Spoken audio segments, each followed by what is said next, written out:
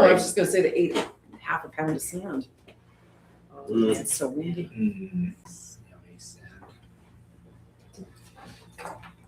Ran was out there from 4 till 5. There was a junior youth golf thing, and I thought, ooh, it's a toasty day for that. Yes, We should go another round of snacks. Anybody? Oh, yeah. I still have mine. Well, we all gotta do our part here. And that's just gonna send them home with Rachel.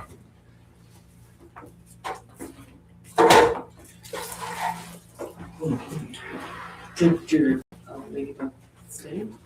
Yeah, she's there somewhere. Rachel. Oh, sure. Thank you. And Yeah, we had to Yeah.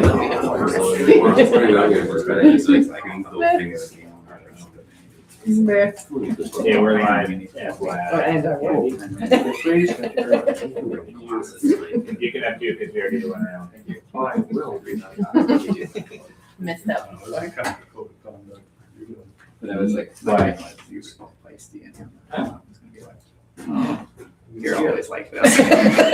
Come on live, 5 minutes late. 5 minutes. Well, it's better than 10 minutes I late. didn't have something the first time.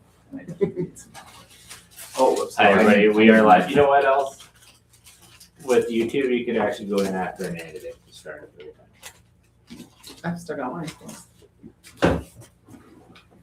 So we could do that, and we could also edit all kinds of other fun things. We could. But we're not gonna. We'll put a backdrop and it looks like a lot. Oh, that's a great idea. Special meetings. I think we should just do the real thing and just do this from Hawaii.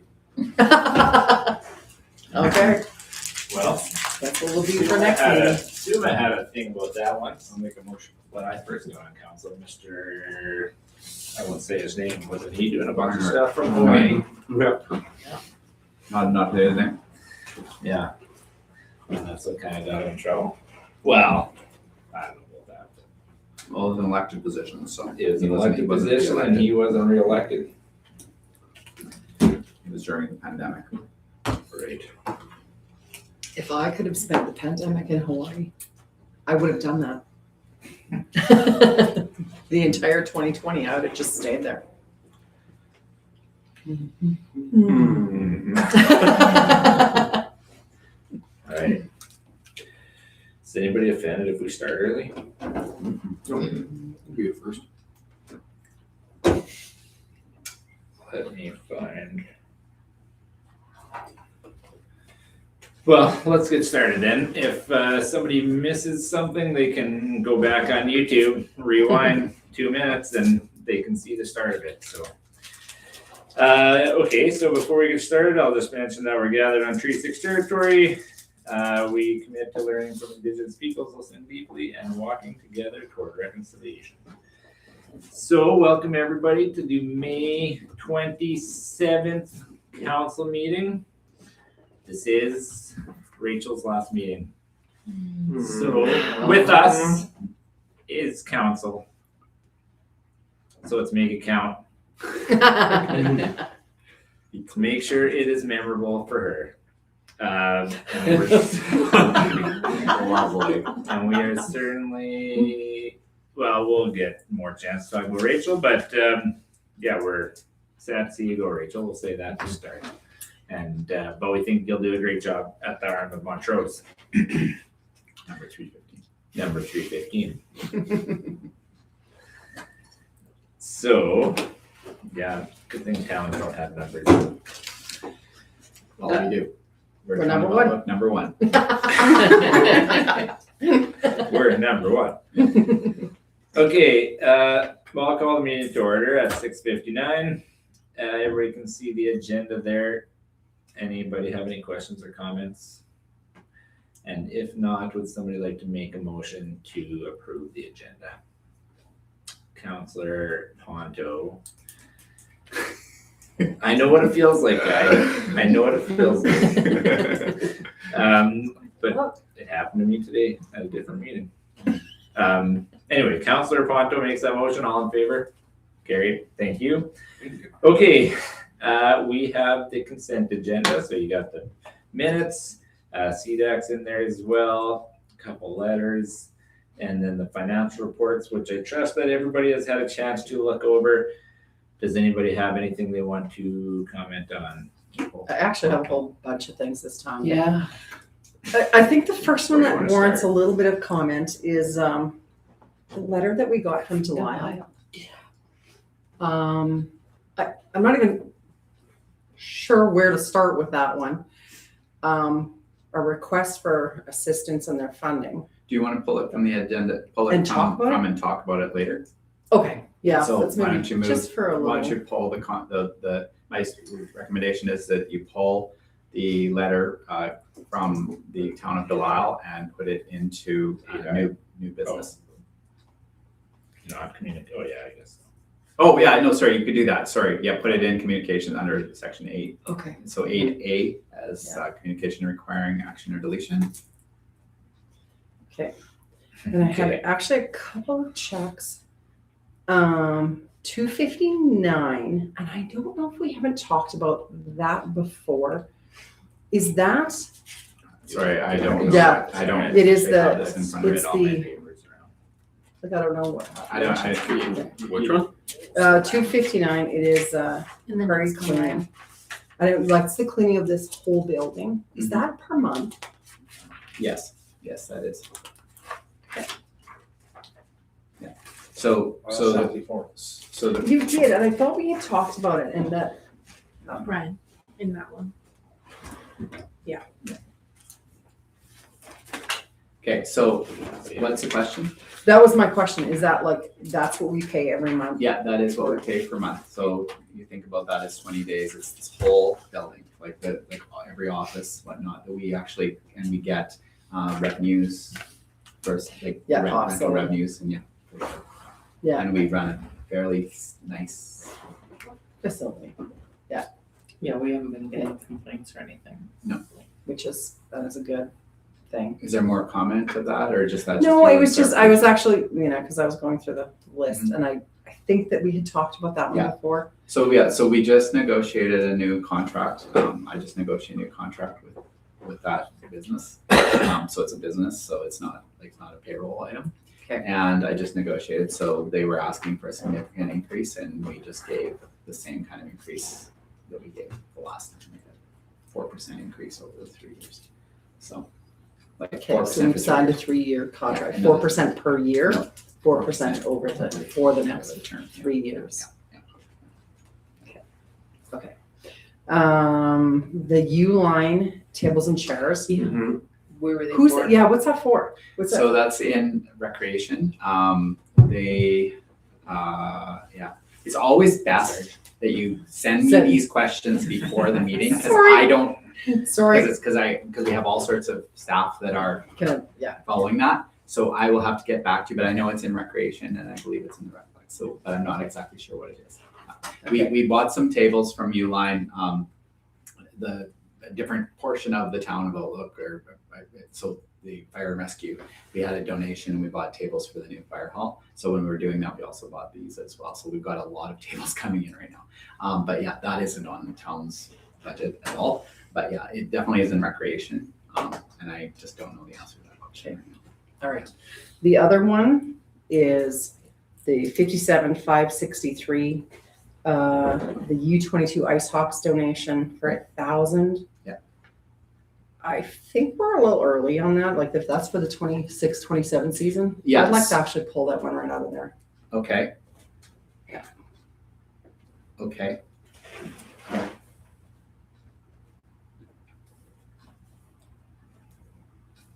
And that is this one. Bottom of the first page. This one, First page, oh, right there. right there?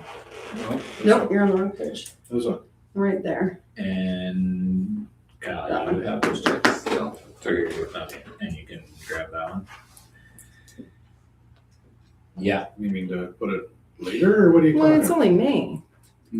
So their new calendar year starts right in June 1st. So that was the pieces. They were looking for sponsorship for the new season. So that was, we've typically done that in our new sponsorship. We've done our sponsorship in June. I I'm not on community development anymore. And one of the things that I had actually requested prior to leaving there was we have a certain budgeted amount that goes to like each organization. We have whatever our cap is. I'd asked Megan to give me a list of like where we were on that. And Yeah, so this isn't sponsorship, this was advertising. So this isn't in that line, this is advertising. So this was an advertising, like, so we're doing, this isn't a sponsorship piece, this is advertising. first home game sponsorship.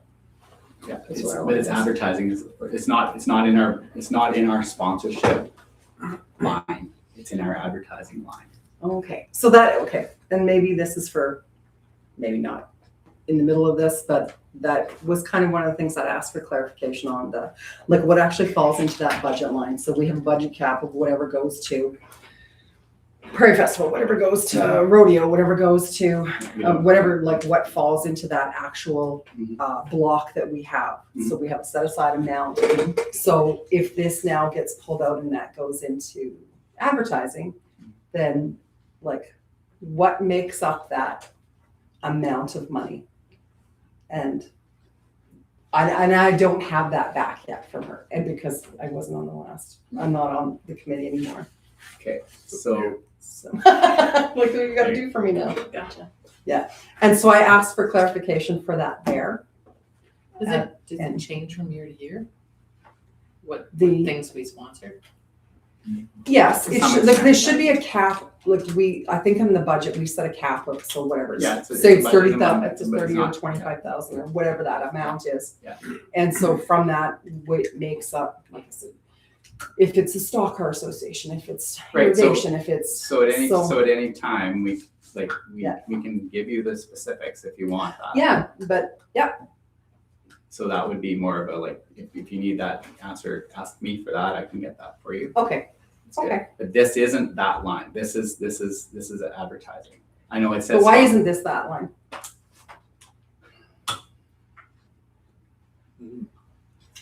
So it's like in the program, is it gonna be? Yeah, it'll be in the programming, it's like advertising, so we're advertising in this way. So like there's a sponsorship piece and then there's an advertising piece, right? So when you're sponsoring, whoever you're sponsoring, however they want to recognize you, they do whatever they want, like however they advertise.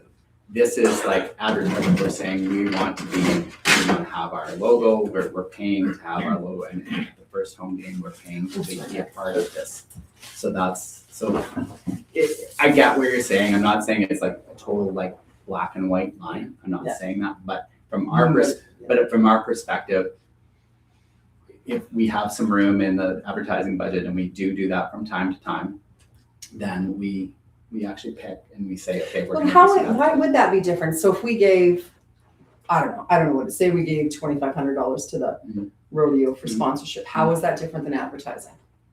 It's not like, it's not black and white difference, but I guess it is a little bit different because we're saying we're actually paying to actually get our ads out there for a long time, for an extended period of time on the programs. If it's sponsorship, so we control that. We say we're going to pay for the advertising, right? On the other hand, is when you say about 2,500. Well, I was if- thinking. No, because I don't know what- that's okay. No, because it's I don't okay. know what the Yeah, rodeo yeah. So the sponsorship is. rodeo sponsorship is this year is going to be $1,500.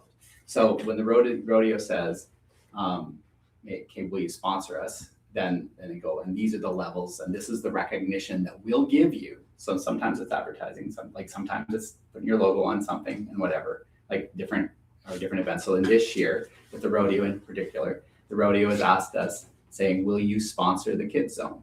So we're like, yeah, we'll sponsor the Kids Zone. So they'll say, Kids Zone brought to you by the town of Outlook. But from our side of it, I think that all should come out of that same line. Okay, fair enough. Yeah. Fair enough.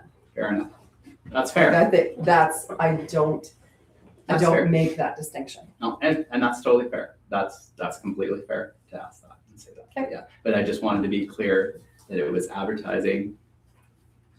That it's from the advertising line, because you had said it was from this other line, and I was like, it's not from that other line. That's not how we've addressed it. But then, so what's the cap on advertising?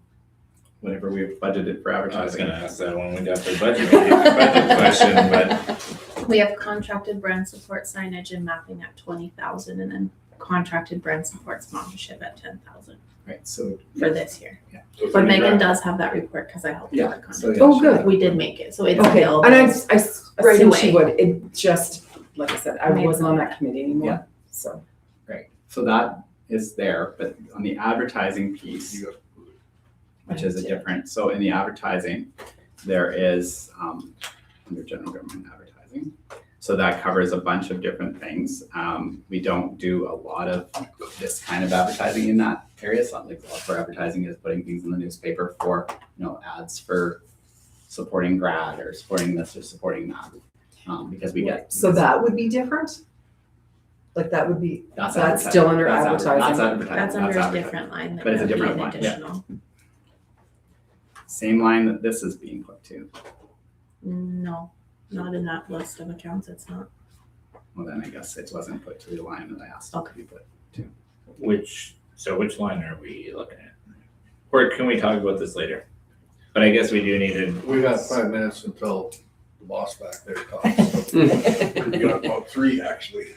But I guess we can have the budget discussion during our budget discussion. Okay. Although we do need some direction on what to do with this check. Like, are we just gonna hold it back until it gets closer to the season? Are we not doing it at all? Or where are we at right now? Well, can we not hold that all off? Can we just until hold that one until We we go discuss it? and pass the rest of the consent agenda? I make a motion to pass the consent agenda holding that check out. And the letter? And the what? And Oh, the yeah, you letter want from to talk about the Delisle. letter? To the Yeah, we've already. Oh, pulled yeah, that we one. moved that. Oh, yes, sorry. Yeah, And but I moving guess that- in the motion, you in- could say that. Yes. Pass it, pulling those two out.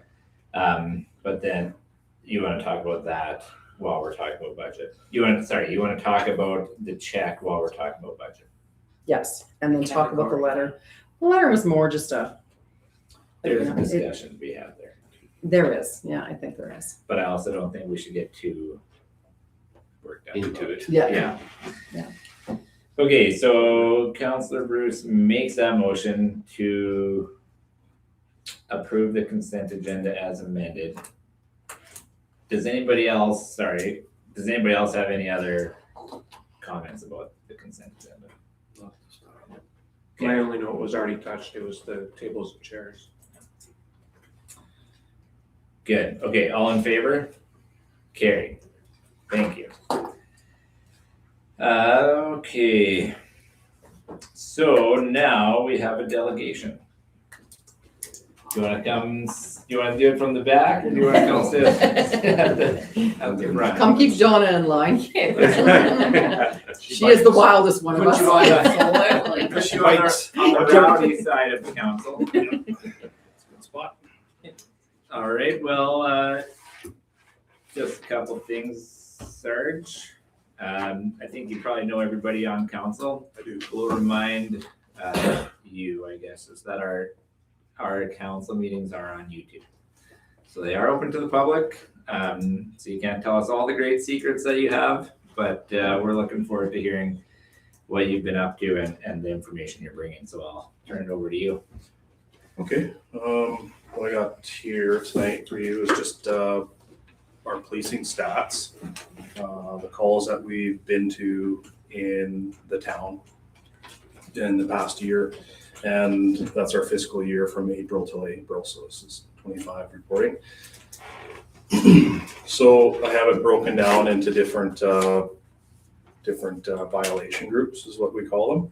And I'll start with traffic offenses. So traffic accidents, we had 11. And I do have a copy here that I can leave with you guys, so you don't have to write all this down. So traffic accidents, we had 11. Provincial traffic offenses, we had 138. So that includes seatbelts, intersections, speeding, insurance coverage, non-moving traffic, which would be, a bunch of different things that don't involve the ones already mentioned. So, seatbelts were at 10, intersections 13, speeding was the big one at 39. But all in all, it was 138. And that's all just within town limits. Yes. Okay.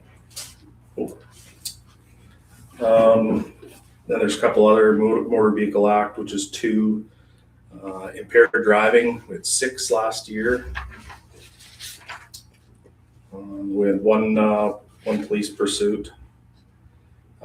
Police stats, provincial statutes. So this includes Liquor Act, off-road vehicles, Trespass Act, Liquor Act, Coroners Act, Family Law Act, Fire Prevention, Mental Health, and 911.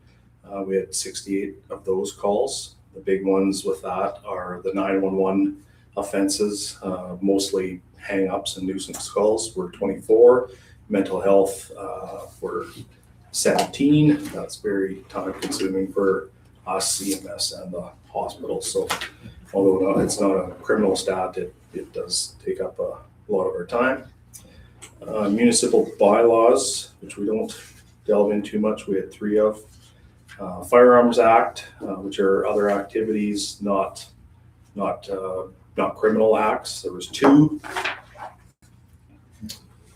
Our other criminal code group, which encompasses mostly breaches of undertaking. So undertaking, appearance notices, disturbing the peace, parole violations, probation violations, we had 23.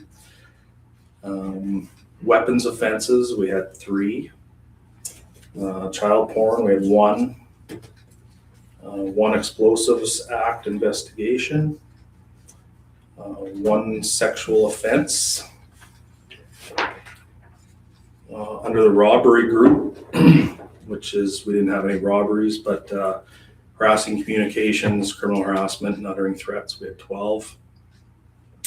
Assaults against people, so assault with a weapon, assault, and assault on police, we had 7 combined. The thefts group, so we had 1 grouping is theft under 5,000, we had 8. Theft over 5,000, we had 4. The mischief group, so crime against property, so mischief to computers, mischief to property, damage to property, and anything else included in that, we had 26. Frauds, we had 16 reported. We also had probably another 200 front counter reports and thousands of others that don't get reported. Break and enters, we had that 1 rough weekend, and we had 14 in total break and enter business. Police related activities, so suspicious people, animal calls, false alarms, missing persons, and breach of peace, we had 71. And assisting general public and well-being checks, we had 21. And just assisting to other departments, CBSA, fire, ambulance, we had 8.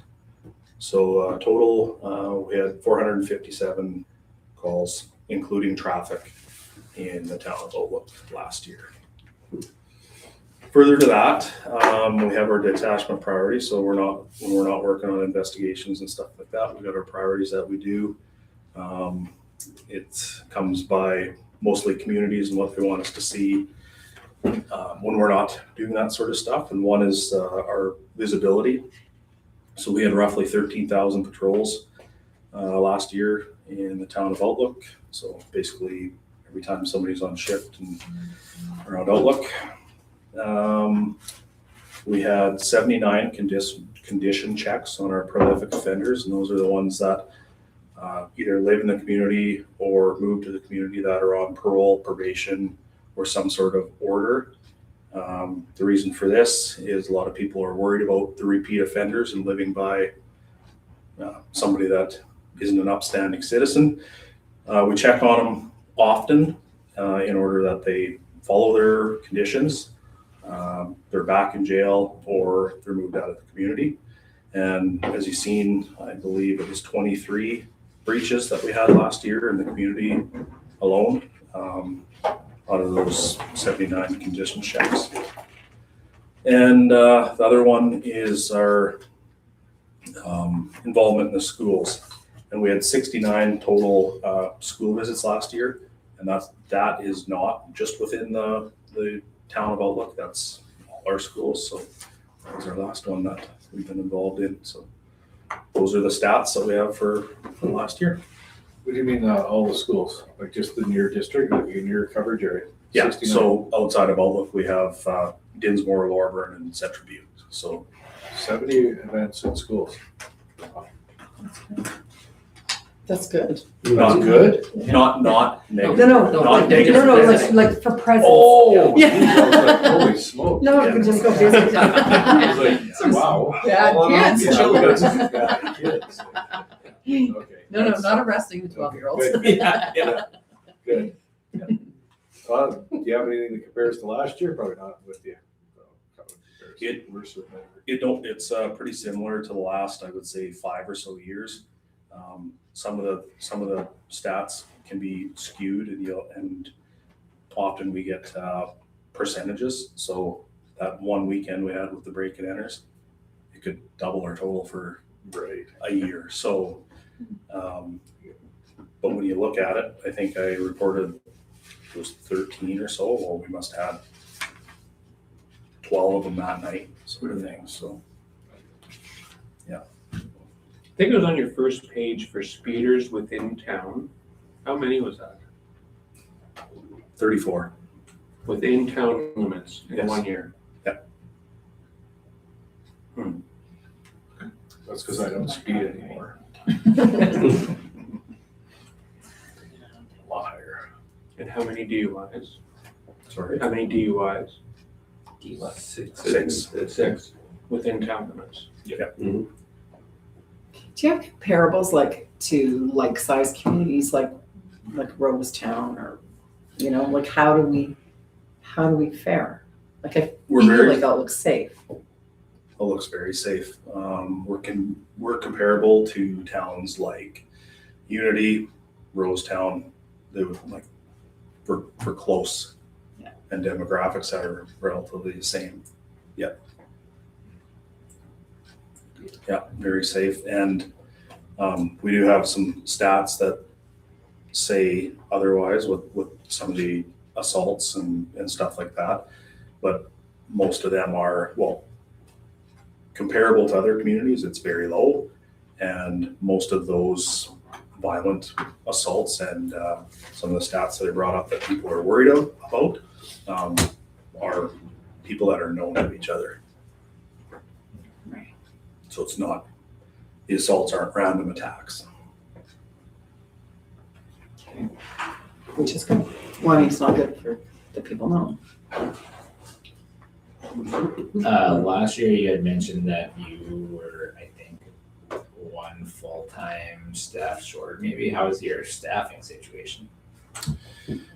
Currently, we are 2 short hard vacancies and 3 short soft vacancies. So we are currently 3 out of 8. Yikes. That's Elbow is the same, That's or like included. actually in Outlook. Yeah, so currently there's myself in Outlook and 2 members in Outlook.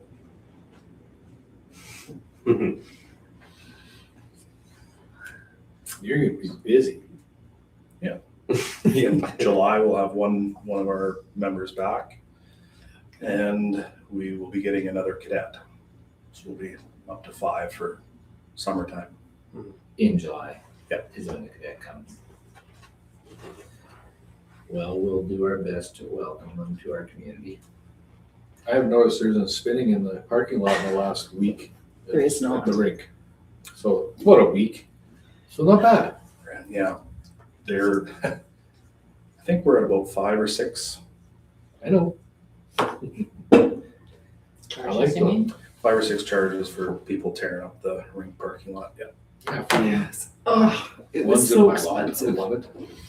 Keep them coming. Yeah. No problem. Yeah. No sympathy. Maybe we can do some cost sharing on those tickets and fix the repairing on that whole thing. I wish we could. We did get some revenue. You do? From Really? like the traffic violations, we get money every month. I know that. something? It's a surcharge. Yeah. I haven't noticed the D&E lately either. That was the other kind of sticky point that a lot of people have pointed out on social media. It's about the garbage there, but It was getting bad.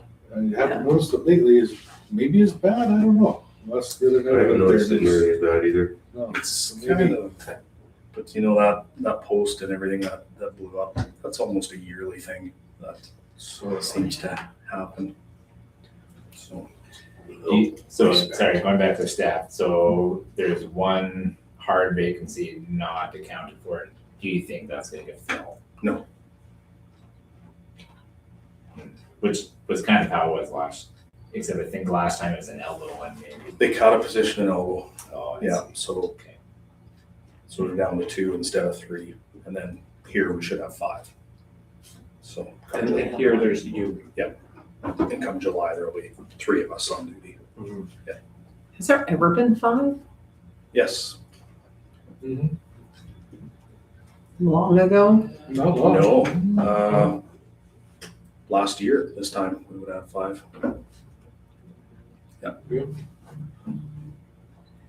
I do have one question that I feel like a lot of people they're not thinking it, it's past, but one answer is to, and I already know what the answer is. We were talking about break and enters, and I don't remember if this all happened on that one weekend, but whoever busted into our water reservoir, do you have any leads on that? Yeah, we had a lead that turned into a dead end, and if I could speak frankly, there was 2 crackheads from Saskatoon that came out here. I don't know why. Stole a vehicle, took it about 2 blocks, stole another vehicle, had all their earthly possessions in it, and went to Saskatoon. The vehicle was located in Saskatoon, and when the vehicle was recovered and returned to us, these people, all their earthly belongings were in it.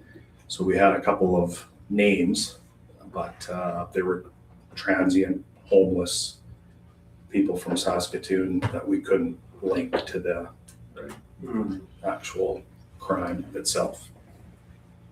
But you linked it to the stolen cars. To who was in the car at one point, so. So Yeah. we're not ever gonna know. We're not ever gonna know, or the reason why they did it. Strangest thing ever. Yeah. Somebody somewhere is going to talk. Somebody's going to be like, oh, yeah, remember that? You know, it'll come up sometime. Just talking to Or- somebody under the bridge with them. That's all we'll do. So bad. Yes, well, that was a question we got asked lots, and whether during the water incident. But, yeah, at the end of the day, it doesn't, even if we did know, doesn't really fix what we all have to go through collectively either. Yeah, it's true. Knowing doesn't change. I wish we could prove it, but the best we could do is put those people in that stolen vehicle at one point. Right.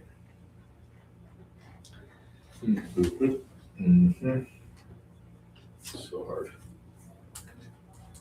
Any other questions? Well, Sarge, we appreciate all the work you guys do, especially for you right now when you're flying solo. We're glad. I remember that it was a couple of years ago now. You said like, oh, we have one of the lowest officers per population percentage, which was at the time you kind of think, oh, that's too bad, but also at the same time, it's good that we can do that and still live in a safe place. And so, Yep. hopefully it stays that way. But yeah, we appreciate the work you guys are doing to keep Outlook safe and orderly. It's probably not always easy. So Thank you. Can you appoint deputies? No, you cannot. Can't No.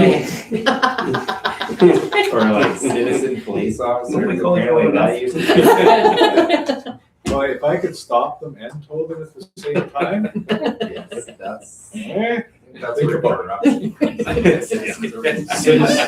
I want Citizens I on got all the patrol. lights. Why not?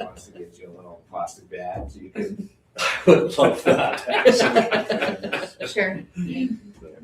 All right, well, thanks again, Sarge. Really Yeah, appreciate thank you, it. guys. you. Anytime, very much. Have Have a good night. You as well. And council's feeling kind of spicy tonight, so hopefully we don't have to call you back for Appreciate that. I'm looking at you, Donna. Yes. So now, we don't want council on those stats. No, we don't. All right, let's go to 8I. That is the Delisle letter. Just no, actually, you'll want to go to the 7:30 hearing, which is 4I. Yes. Oh, oops. Gonna refresh my thing. Oh, There. yeah, annexation. Annexation. No, I refreshed it and here it is. Okay, yes.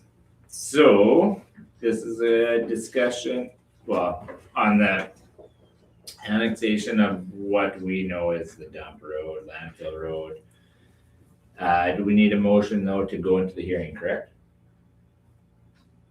Anybody want to? No, faster. No, I got it Yeah, first. and I sensed that guy was feeling sad I- after that. I know. It's good. All right, Counselor Deardahl is gonna make that motion. All in favor? All right, so we have opened up the hearing of the annexation of Range Road 3082. Kevin, you wanna give us some background here? Yeah, north-south grid road of ORA 702908 west of the 3rd and ORA 662908 west of the 3rd currently lie within the municipal boundaries of the RM of Rating number 284, adjacent to the municipal boundary of the town of Outlook.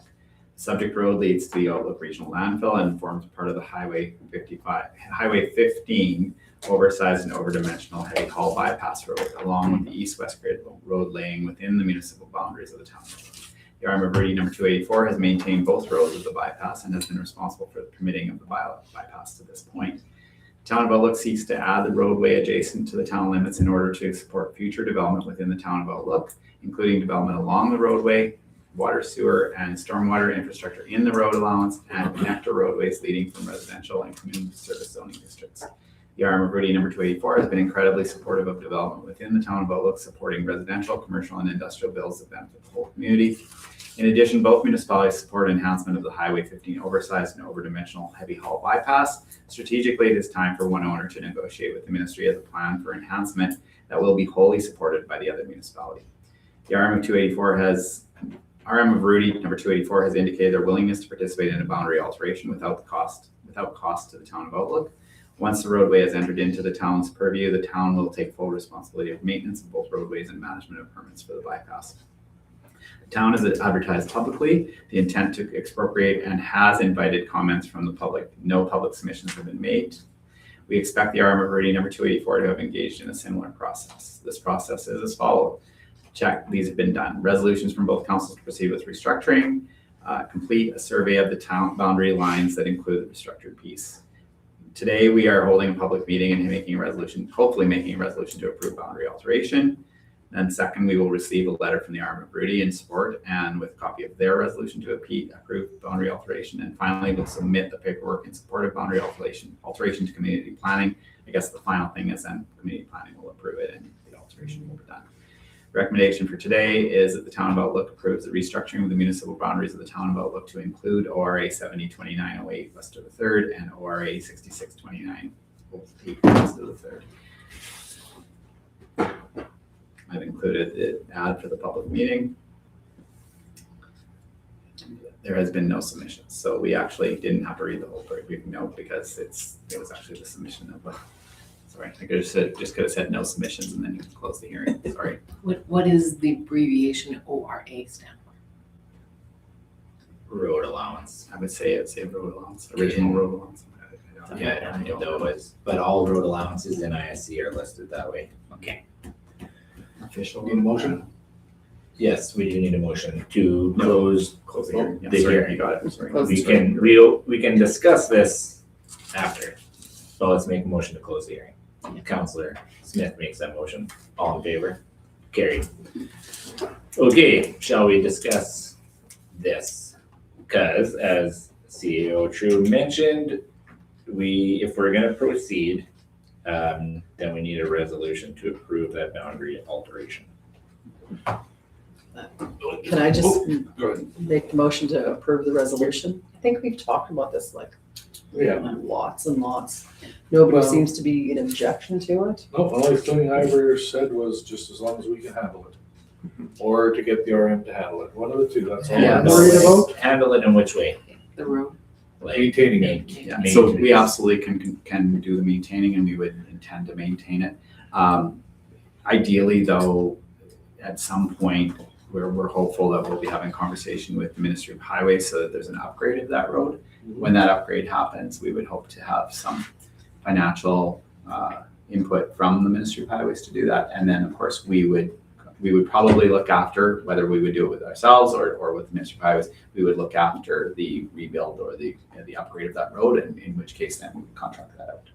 But yeah, as far as maintaining, we have the equipment and the wherewithal and the manpower and hours to maintain. I'm just thinking like, do we have to? Because I mean, they're going right past to get to their roads anyhow. Like, could we just, Contract it out, you mean? well, to the RM, like, and save ourselves, like, not save ourselves, but you know what I mean? They're doing it. They're basically going down that road a lot of the time anyhow to get to other roads. So the current situation is that we own one road and we have one road in our boundaries and they Yes. have one road in And their they do boundaries. them both. They do them both because they also collect the permit fees. And that was the exchange that was done years ago. With us owning both roads, we will be collecting the permit fees. Not that it's a lucrative permit fee thing. I'm a firm believer that we should be maintaining our own roads. We have the capability, and why wouldn't we? They don't have to go by and use our road. They have a road that connects as well, so to the road. They have a road, an east-west road. Which one? Which east-west road? The east-west road that comes out just north of the landfill. Okay. I see what you're saying. And it's not written in stone. I mean, if we find we can't, we can. Well, and having said that, we also have a relationship with the Arm of Fertile Valley on the west side, and they maintain the gravel road on the west side. We pay them for that. We've always had conversations with both rural municipalities that are adjacent to us, that they've offered that if we need some help with any kind of maintenance and that, we can take advantage of that.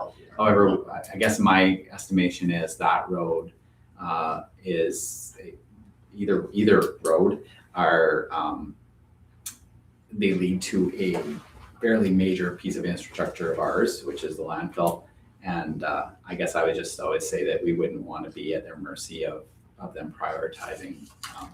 The road that's going Maintenance of that from the road. corner of the landfill road, going towards the Stock car race. stock cart. Yeah, that will will still continue to be be in the RM of Verde, and that would still be there.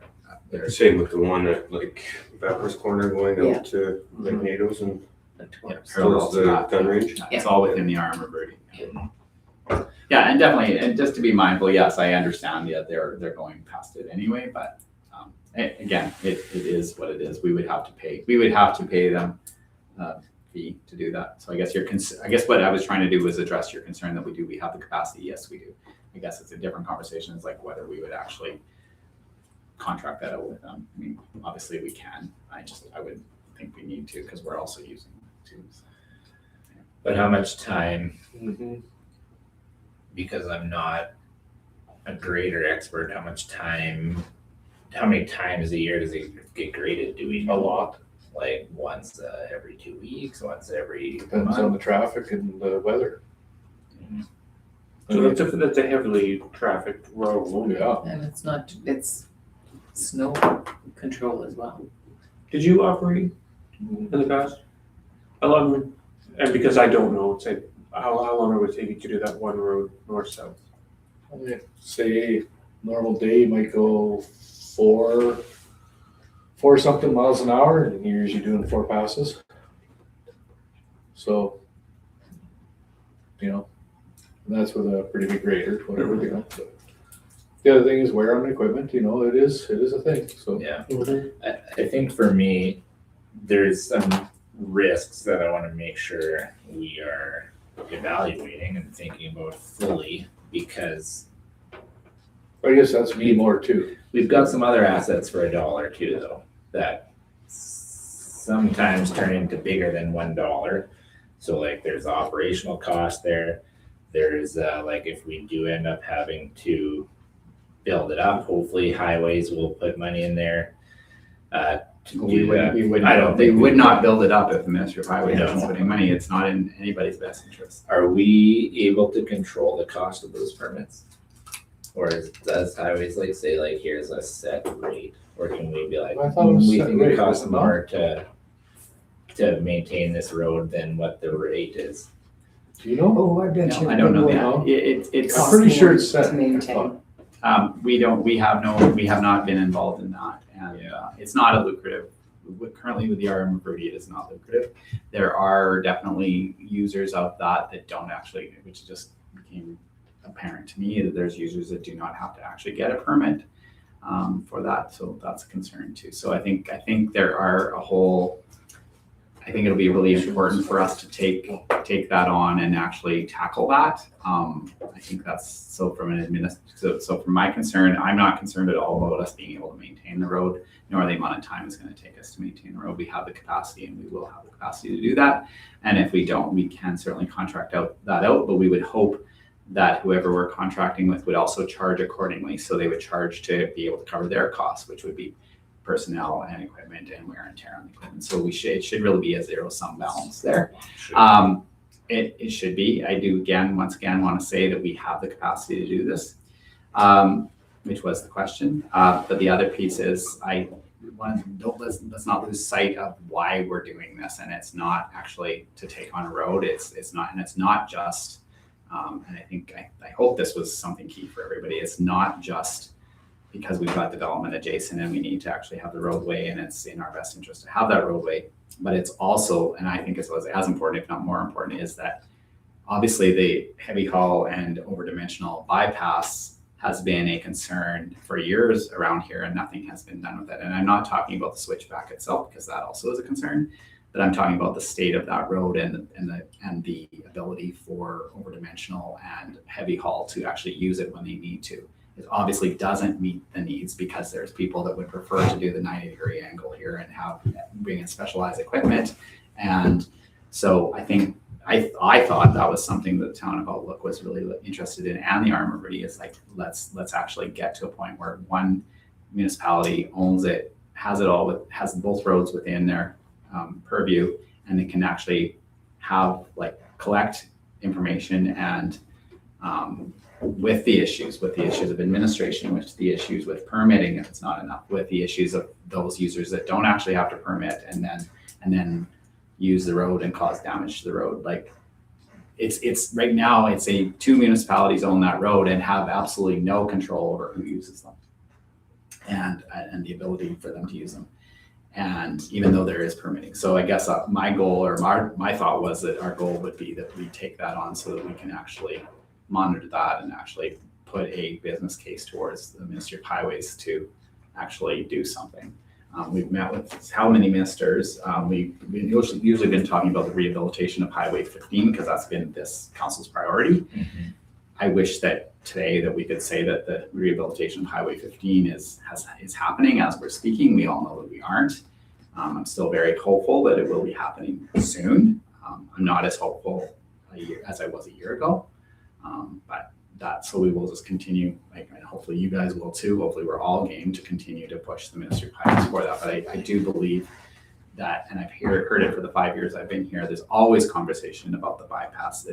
We never talk about Highway 15 without talking about the bypass. And we've always said, let's just set that, put a pin in that for a bit so we can get the rehabilitation piece done. And then let's talk about the heavy haul. So I feel like it's been a planning process for us too. But it is, it's obviously, the excuse that, well, why would we take it on rather than the RM Rudy? The RM Rudy could own both roads too. But it's like, that's the reason why, is because it's adjacent and we're doing development that we actually need that roadway. So I know that was a lot. I was gonna say, I don't know if we need that roadway, but it definitely makes it a lot easier. if we own it. And I think that's why I vote in favor of this, is because we want have that long-term vision of what that area could look like. And having that roadway saves a lot of headache if we own it. And we can tie into it and we can choose what to do. So if there's no other comments, somebody would like to make a motion, a resolution. Do you need this to be worded specifically? It's there. The recommendation is there. Sharon, Sharon already made the motion, did she not? Did you? that's what I meant. Yeah. Okay. Do I say it again? Because I can't remember what I said. Town of Outlook approves the restructuring of the municipal boundaries of the town of Outlook to include ORA 702908 west of Third and ORA 662908 west of the Third. Yes. That is exactly what I said. Wow. That's exactly. Thank you. Amazing. All right, all in favor? Anyone opposed? No.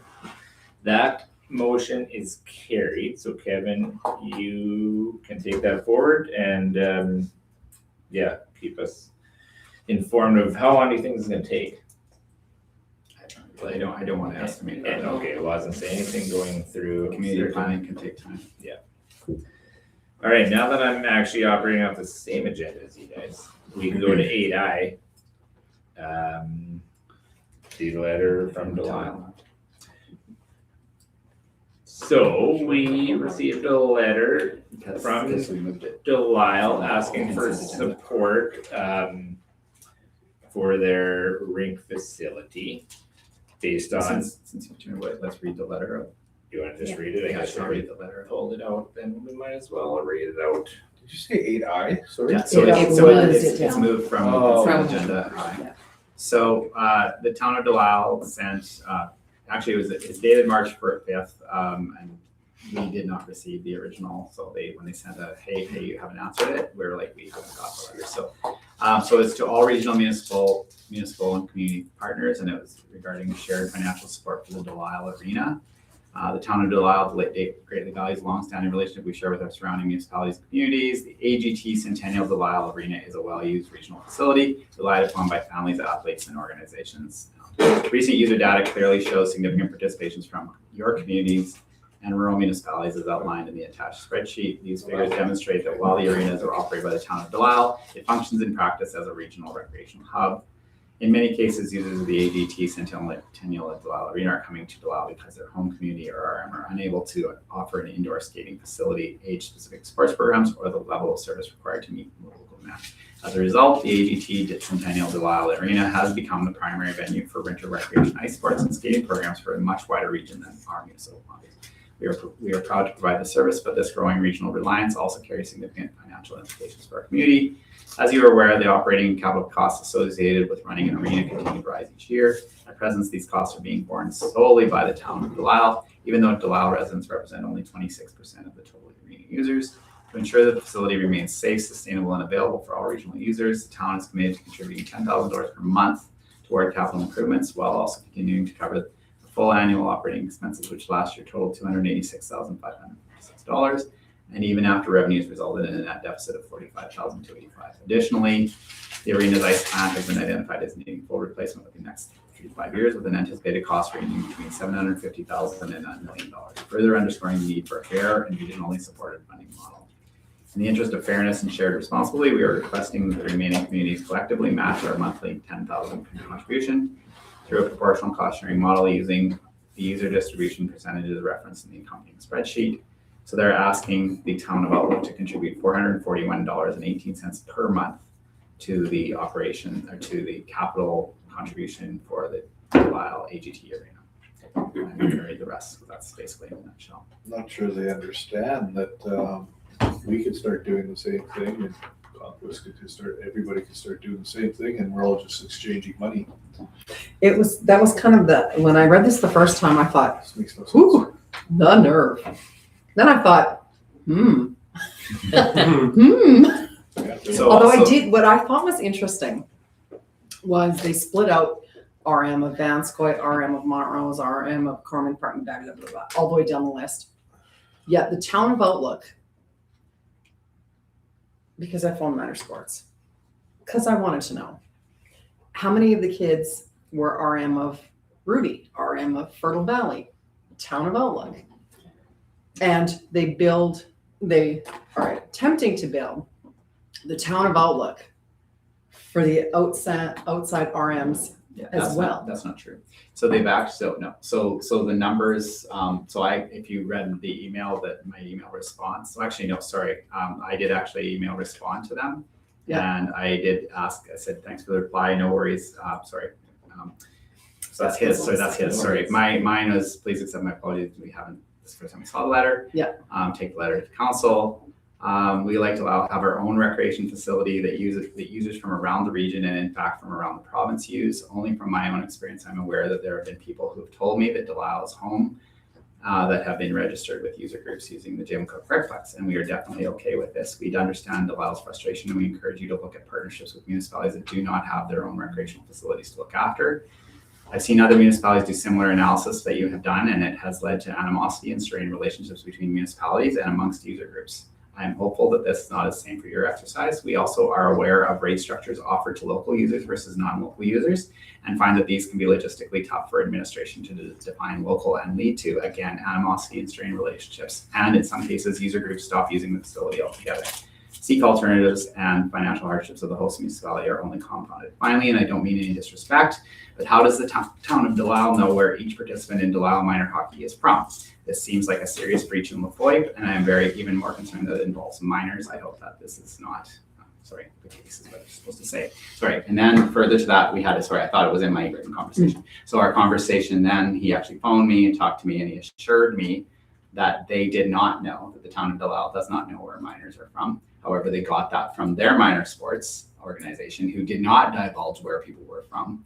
But anyway, we actually have enough knowledge in our office to actually have figured out the numbers, because they actually listed the teams, and everyone that's on those teams is actually from the town of Outlook. There is some billing to the RM of Fertile Valley, and there is some billing to the RM of Rudy as well. So It's not on the list. yeah, okay, cool. Okay. It's not. However, RM of Fertile Valley is not on the list. No, it isn't. They have it as like less than 1%, so they didn't include it in the Oh, past. okay, sorry, okay. Fair enough. There's like a But yeah, little chart where they did but I went exactly to that same route, Yeah. so we actually did it. We didn't contact minors amateur sports, but we have a staff member whose child is on one of the teams. So we went through the list, and it was accurate to the town. I'm not saying everyone. However, like, However, if However- without our people, they're not gonna have a team. But not even that. If somebody wants to take violin lessons in Saskatoon, there is no violin lessons in Outlook. It is not the town's responsibility to pay for your kid to play violin in the city, any more than it is the town of Outlook's responsibility if somebody wants to go and play hockey in Delisle. But, Remember, I mean, you've they changed your tune a little bit here, because you used to say the RM of Rudy and Fertile Valley should support our rink a little more, but I do think they should, But because they this is their home can't. rink. But But as you a can't. player, I think the player, can't do it. I think if you're the player, like, why should the rest of the community? And I feel that way regardless. I think why? So user fee, so you're saying. Yeah, I think and know user fees, you're the fees one need gonna to be- go. Yeah, so Yeah. we've had this conversation with the Yeah. town of Outlook. The town of Outlook currently, users pay about 30, not quite 30. Not The even. goal is to get to 30%. Yeah. Of the actual costs of the facility. So 70% is borne by the taxpayer in the Yeah. town of Outlook. Yeah. I'm not exactly sure Delisle's situation, but I'm sure It there's does similar. appear They say to that, be but very yeah, similar. yeah, very similar. But it's yeah. an interest, and what, like, I don't know that we're gonna debate whether or Yep. not we're gonna pay this. I can't imagine anyone's gonna say, yes, why don't we? Totally on the. Can't imagine. Kevin's already But answered it that is question. Interesting highlight to this situation. And that was more of my thought of bringing it actually out of the consent agenda was, it is an interesting thing to ponder that these things are expensive and they are difficult for the tax base to bear. And I would have thought that a place like that, being that close to the city, would have been like, their rent at least used to be very hard to get because it was always being used, and they're still running a $250,000 deficit. I'm looking at our schedule from our December committee meeting, ours is higher than that. So that, And they've also got arena that has naming rights. Yeah, we don't know how much that is. Yeah, I was talking about $500 Yeah, bucks, yeah. we have no idea. I mean, we could do that too, I guess, but we've never really looked into it, have we? Like, not really looked into it hard. For what, we- naming rights? Like, in the naming rec- rights on the Redcliffe, have we? It's already got a name. Well, it's got, you know what I mean, but like an AGT, thing, you know, like that kind of thing. AGT sports ground. To be quite honest, No. no, we haven't looked No. into that, but I think you've got to be very careful. So when a Of facility is named after a person, to change that and Oh, I get it, I know, yeah, that's that what, would be an incredible Yeah, you'd have a undertaking. big That, yeah, no, to answer that question, no, we have not looked at it. No, Not even I not know. really looked at that. That's Not what I looked said. at that at all. But money talks. well. You know, if it was gonna be the AGT Jim Cook Arena and somebody said, you know what, I'm gonna pay $500,000 a year, we'd go, maybe we should talk about this. Well, we'd call it like at Mosaic Stadium, it's like the Mosaic Stadium at whatever grounds, and so Yeah. we maybe the But sports anyhow. grounds as a whole would get. I just see Yeah, or this as something, a but it is, very, very slippery slope because where are we stopping this ball diamonds? Are we stopping it? You know, this could go on and on and on. And You're if you, using our recplex or not our recplex, but our ball diamonds. Well- You're using our park, what? Like, no. are we gonna have a Staples Center or a Molson Arena? Are we gonna have the, you know, like, Have we ever Well, that's received fine. anything like this? Like a request from support from different towns? I was And I don't think shocked. I've It was ever heard of weird. this. You know what though, I know, every it was like you. town that's surrounded by RMs has this thought. It crosses every single counselor who ever lives in those towns' minds. But like Kevin said, when you actually play it out in reality, it creates animosity. Like, would we love more money from the surrounding RMs to help with the rinks? Of course we would. Absolutely. And we bear those costs as a town, but and you we have the also- ability to do that. The ability is called user fees. yes. yeah, And I know like my cousins are even in a different town and they have kind of like our fire protection service, they have a recreation board that's made up of RMs and the RMs chip in a little bit of money here and there and away they go. So like, but I just don't see us going there right now. And the RM helps us out on the fire department and things like that. In the end, I think it all comes out in the wash. Well, and the question is from the while, and like in my response, I did suggest that like, maybe you want to reach out to those that don't actually support an arena because Yeah. to reach out to those that do it. Do we have That to allow- actually has their own arena. Do we have to allow players playing here? No. No? Not that we know of. But then if we did, so we should start charging them? I'm not exactly Yeah. sure. No. Again, how do you? But here, I don't know how you know that, and I No. don't know that. Yeah. So I don't think people that's know people. But yes, is it because a hard no? No, there might be one or two, but it's not significant. It's just like I don't think we're significant for them. But the other thing I wanted to point out is it would be really great if our players would play here. Like if we could make Of a course. team here, we want them to play here. And If there's an age group for them. Well, that's why you There's want 6 kids in one age group, then what do you do? yeah, That's why And there's- sometimes the split is like if there's no girls team, like that's always although that is getting to be. Yeah, but there is, so there are girls Yeah, playing in a Delisle team, like that's Mhm. one of the cases, and then the other one is the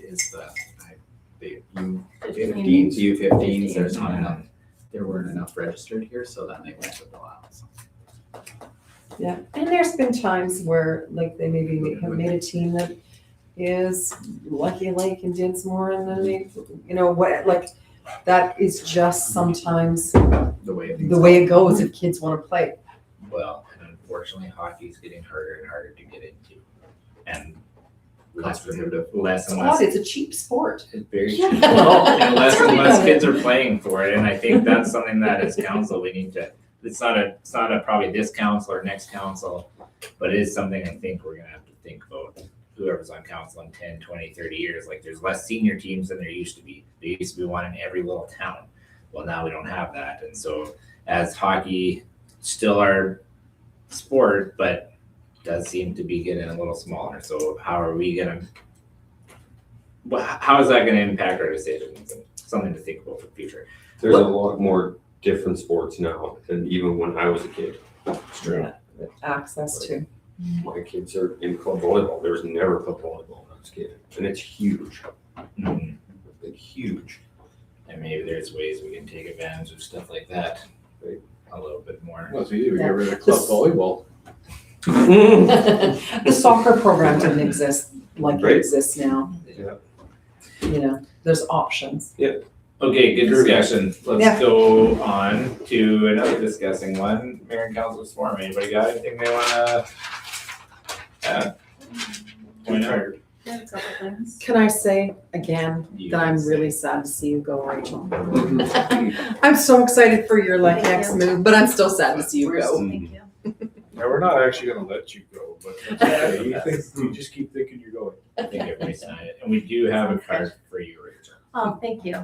I know how to sabotage cars so they don't move. And so another they card can't in the drive. plan. Yes. I did suggest that when the idea was a plan, I just like, so it's every time you have to water it and look after it, whatever, go, oh, good Oh, not them God, again. town. And what kind of card is that? It looks like a potato It was vine. some sort of Sweet potato potato. vine, and I was Sweet like, potato. well, Yeah. they probably don't have potatoes in Montrose, but we're the irrigation capital, so when you think of potato plants, They don't have potatoes there? Really? not commercial. I don't know, but that's a great sentiment, so thank Yeah, you you very can- much. You can think of Yeah, potatoes. apparently you'd be the first one in Montrose who'll have potatoes. Didn't know that. Commercially. Commercially. Thank you very much. Yes. Yes, congratulations. Thank Have you. fun. Don't forget about us. Impossible. Yeah. I still only live a block away, so. Although Yeah. I am Here. Still here. I'm curious how you're gonna answer the Delisle question.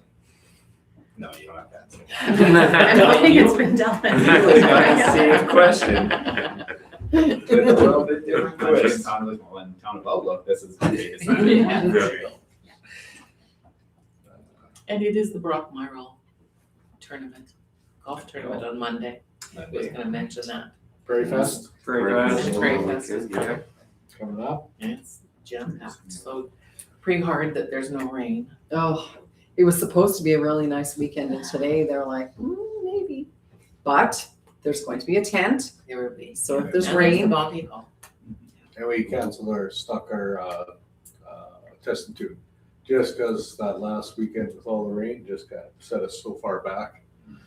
Lost 3 days of working out there, so won't be nothing until probably the, was it 13th and 14th of June, so. So we'll give her. Gotcha. Nicole, did you have any other ones that weren't covered there? Well, senior Riverhawks are starting right away. But his first one is an away game, but it starts next week, I think. So we'll be able to get out and watch them right away. Are you like a number one fan or what? Nope, I just have a child that plays, and now it's kind of at the forefront of my mind. And I thought, when are the seniors playing? So I delved into that a little. There is lots of youth ball too, Tons of it going on. Every weekend we have the, but even during the week, like Monday, Wednesday, whatever it is. Oh, It's very loud over absolutely. there. Yeah. good. It's great to see those diamonds utilized. Oh, darn right. They're busy. Mhm. There's lots of games, yeah. It kind of like was getting smaller and smaller for ball. It's It's huge good to again, see it yeah. coming back. Ebbs and flows. Yeah, Mhm. doesn't it? Well, that's good. Utilize the places we got. Yeah, absolutely. Awesome. Anything else? No, there's, hopefully next week, there'll be, or 2 weeks from now, there'll be more stuff going on. I imagine there will. Yeah, Fire Hall grand opening, June 12th. And Will Awards at school tomorrow. The what? The Will Awards. What's that? It is awards to celebrate authors of children's books, I think, or younger. Yeah, we were given an invitation a couple meetings ago. Oh, whoops. Okay. No, it's good. No, and yeah. Counselor Ponto, Counselor Smith, and myself, we will be there. Good. Tomorrow, 1:30 at the Oak High School. I think you actually had to. I think you had to book We had to. ahead to Yeah. get there. So I don't think anybody could just show up. We'll see about that. Good security. I don't know. Challenge accepted. Yeah. Challenge accepted. I'm just doing what I'm told. That's all. I have no idea. So we had to ask. I dress up as the mayor. Grade 12 running security. Oh, All right, let's get to the fun stuff here. good. Um, 2026 operations budget. So we've had a number of discussions, at least 3 that I can think of, to get us to meetings, that is, get us to where we're at today. Through a number of, and we've amended things, we've changed things. Thank you to Rachel and Kevin for doing that. So let's try to stick to, for this discussion, just the operations budget. And we'll talk about the capital budget after. Okay, we're doing operations right now? Operations budget. Okay. Kevin, do you have anything to add? Well, I have a briefing note. So council approved the 2026 operating budget and the 26 to 2035 10-year capital plan on January of 2026 with the intention of reviewing an amendment in the first half of 2026. This has been our standard practice for several years as it provides us with a plan while we await assessment information, grant allocations, and other operating changes. The first iteration of the annual budget and capital plan guides our work and allows us to make the necessary updates as more information becomes available. The mid-year budget amendment is intended to reflect updated financial projections and adjust for changes in revenues and expenditures to meet our operational needs.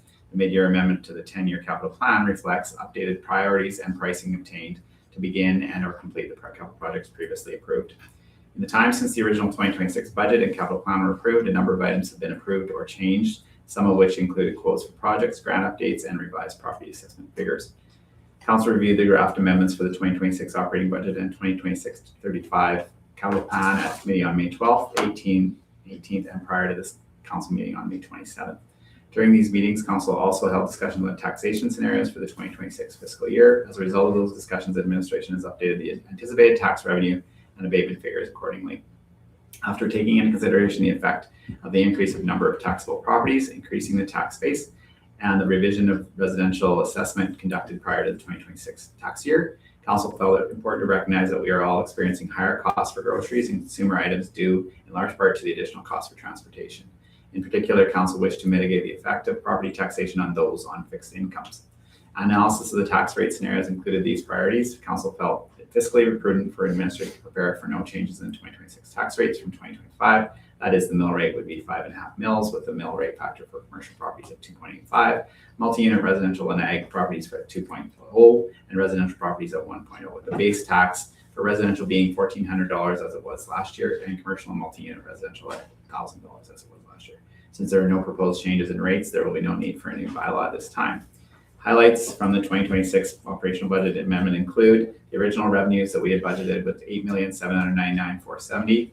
Our amended revenues are $9,101,920. Our 2025 budget was $9,492,124. So that was, yeah. Okay, that's good. I was confused. The 2025 budget was. Yeah. Original expenditures of $8,761,776. Our amended expenditures are $8,999,923, and the 2025 budget was $9,389,333. Sorry, I can't even read these numbers. I'm sorry, I didn't actually see that happened. But our original net surplus was $37,694. Our new with this operation budget that we put forward, it's I don't know what it's. I think it's 102. 102 something. Yeah. I made It's mine almost more or less. 103. Yeah, Yeah, that's right. 102,791. Yeah, Yeah. exactly. I made mine this big. Yeah, okay. And then, so there was key drivers of our revenue. Our revenue increases are primarily due to an increase in overall taxation revenue due to the expansion of the number of taxable properties in the town of Outlook and fluctuations in residential assessment values. Following tax scenarios discussion, the municipality is now anticipating a 5% overall increase in taxation for 2026. That is not saying everybody will have a 5% increase in their taxes they pay. It's saying that the general revenues, the overall revenues and taxation for the town of Outlook would increase 5%. Again, there is an increase in overall taxation revenue because we have an expansion of the number of taxable properties, and then we do have some fluctuation in residential assessment values.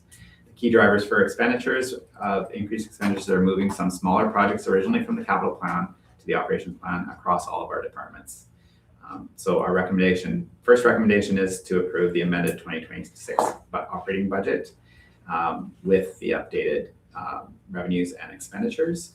And then our second part will be to amend the 2026 to 2035 capital budget as presented. A copy is attached. So, yeah, sorry, I know that was a briefing note for all those things, but yeah, And this other thing about this is Kevin and Rachel would like to send out our levy notices for taxes. And so we need this approved so that they can do that. It's not to say you shouldn't have healthy debate and have conversation, but the goal and the hope is that this is done tonight. So what's everybody's feeling about this?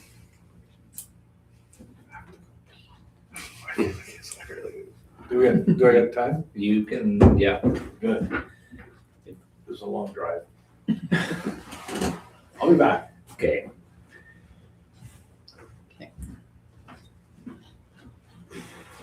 Gotta go back through which one was operational and which was the other one. I think the don't operational know was that there is was- more capital stuff, Yeah, Yeah. well, other than the recreation reserves. my feeling about the operating budget is that it's above zero. So we always like that, and we've been able to increase that from the original ones. The old one I'm looking at was 42. We made it 100, not 100,000-ish, not surplus, but if there are surpluses, obviously we'd put those into. So the original one was 37,694, and our surplus now is budgeted 101,099, so just about 102. Now, that does not mean that money is like going anywhere. We can put it into reserves. We can use it for various things. When we first started looking at this, my gut was actually that we needed to raise taxes with the way inflation's been going the last few years. And we've held, I know I hear it all the time. I hear it from, people say our taxes are high. I have a tough time discerning whether they're comparably high with other people, other organizations, or other towns similar to us, or if it's just people complaining that taxes are high, which is kind of a standard. Everybody complains tax. I'd love to pay zero taxes too. Considering that you get roads to drive on, government services, all the kinds of things that you do get for a couple $100 a month. I just think it's not a bad deal. I know people pay a couple $100 a month for things that I think are expendable. So but like I said, my gut does kind of tell me that at some point we're going to have to raise taxes again, maybe during this council's term, but also knowing that we're going to take a closer look at utilities later in the year. I feel like leaving them the way they are with this operations budget, and that we have been able to, which was one of this council's priorities, to expand the taxable assessment of the town, which we've done, to help bring in some of those revenues and better utilize some of the services and infrastructure that we're already providing anyway. I think we've done a good job of that over the last couple of years. So I guess from my perspective, I'm okay to vote in favor of this particular budget now that we've made some changes to it. Yeah, I would agree. I don't think this is the time to be raising taxes, and I think that it is always the better. You know, we had 46 housing starts, or housing units. It's a far better way to expand the tax base by having more people participate in paying the amount that we're going to need than, you know, putting a heavier load on the people already here. And if we're not gonna do it now, and maybe not in our term, let's say next council, and nobody can forecast the future, but would it significantly increase? No, and I think, well, that's a discussion for potential, well, it'll be a discussion for us next year, and every year after for every council, what they decide to do. I think my gut was just that because inflation is going up and costs of everything are going up, that we can't sit here and raise them one time and then wait 4 years and raise another one. I think I'd rather see maybe the odd small one here or there just to help us keep up. But like I said, that's a discussion for next year. I'm comfortable with where we're at right now. Yeah. don't know that there was anything else that we needed to like pull out of this budget. Well, no, Operations. I also Operations. appreciate the staff. We, like, one of the things for us was efficiency. That's one of our priorities, and we've been able to utilize things like the kitchen rink better. And I think that's a credit to our staff. And we're trying to turn some of those things that have maybe cost us money into the past. It cost us money in the past into money-making assets or cost centers. I still look at the rink. It's never going to make us money, but No, that's a dream. If we can get closer, it's fine, whatever. Yeah, and We know like that. Kevin said, we've got benchmarks that we're aiming for, and I think we're working toward. This budget shows that we're working toward some of those benchmarks. We're getting closer anyway. Any other commentary? Guy, you basically just missed a monologue from me on why I'll vote for this, so you've probably heard it before. Darn. You can go back and watch it later. Yeah, that'll help out for the vote one. Well, I'll make the Well- motion to do the operating budget As presented. as presented, yeah. All right, Deputy Mayor McLeod makes that motion. All in favor? Carried. They're done. Thank you. All right, let's get on to the capital budget. So Actually, we've, no, so the next Oh. thing is to do The mill the rate. abatements. oh, yes, okay. Okay, I think we've talked this through. Well, okay, so the abatements list is pursuant to all of the incentives that council has passed, so tax policies. So it's really, this should be, and I shouldn't say it should be a slam dunk, but we put together all of the abatement policies and then how those affect all these properties. So we've just prepared the list. So, yes, in the manner to credit LaFoy, I do realize that I probably shouldn't be sharing the names of all of these commercials and with council. So, and because this is is presented at a public meeting, if somebody was to ask, we would be redacting all of these names. Commercial. No, not everything. Okay, so all of it would be, commercial and residential. So we'd be redacting. So I do not actually know how to present this to council in a way without you actually turning around and saying, if I actually didn't have anybody named, you'd say, who's that? Who's that? Who's that? And so just for simplicity and presentation pieces, this is there, but council is bound to some confidentiality in that manner, and this is presented again at a public meeting. So if anybody was to request this, all these names would be redacted. So even though these are all moving forward under policy, you still need a motion for this because we're Absolutely. abating it. Yeah. Okay. Quite a few of these will be there last year. Yeah, so, and we've taken the liberty, it does show, like year 3 of 4, 2 of 4, 1 of 3, there's some different things, and that's as per the policies. There are, I guess, just to really try to sum that up, so there's $89,978.47 in abated taxation, municipal abated taxation. That is down $10,000 from last year, so again, knowing that everybody's going through the process, that means that we're abating less than we were last year. But in a real, let's not forget, the reason we have the abatements is because it's incentives to build and to participate in the economy. Not only necessarily, I think I said this to council before, but a lot of this stuff is it's a kind of an insignificant amount of money that we're abating. But at the same time, it is significant because those businesses especially, but even residents to some extent, that have the ability to prepare to pay the higher taxes that they're going to pay. So they have a few years. They can make, lots of businesses have, they always say, what is it that, if you're in your own business, that it's 2 to 3 years before you can actually pay yourself. So those are the pieces that gives them some opportunity to get there. And then it also gives an opportunity for businesses and residents to say, okay, this is, look at this, we've actually got a bit of an incentive to build and to live there or to do a business there.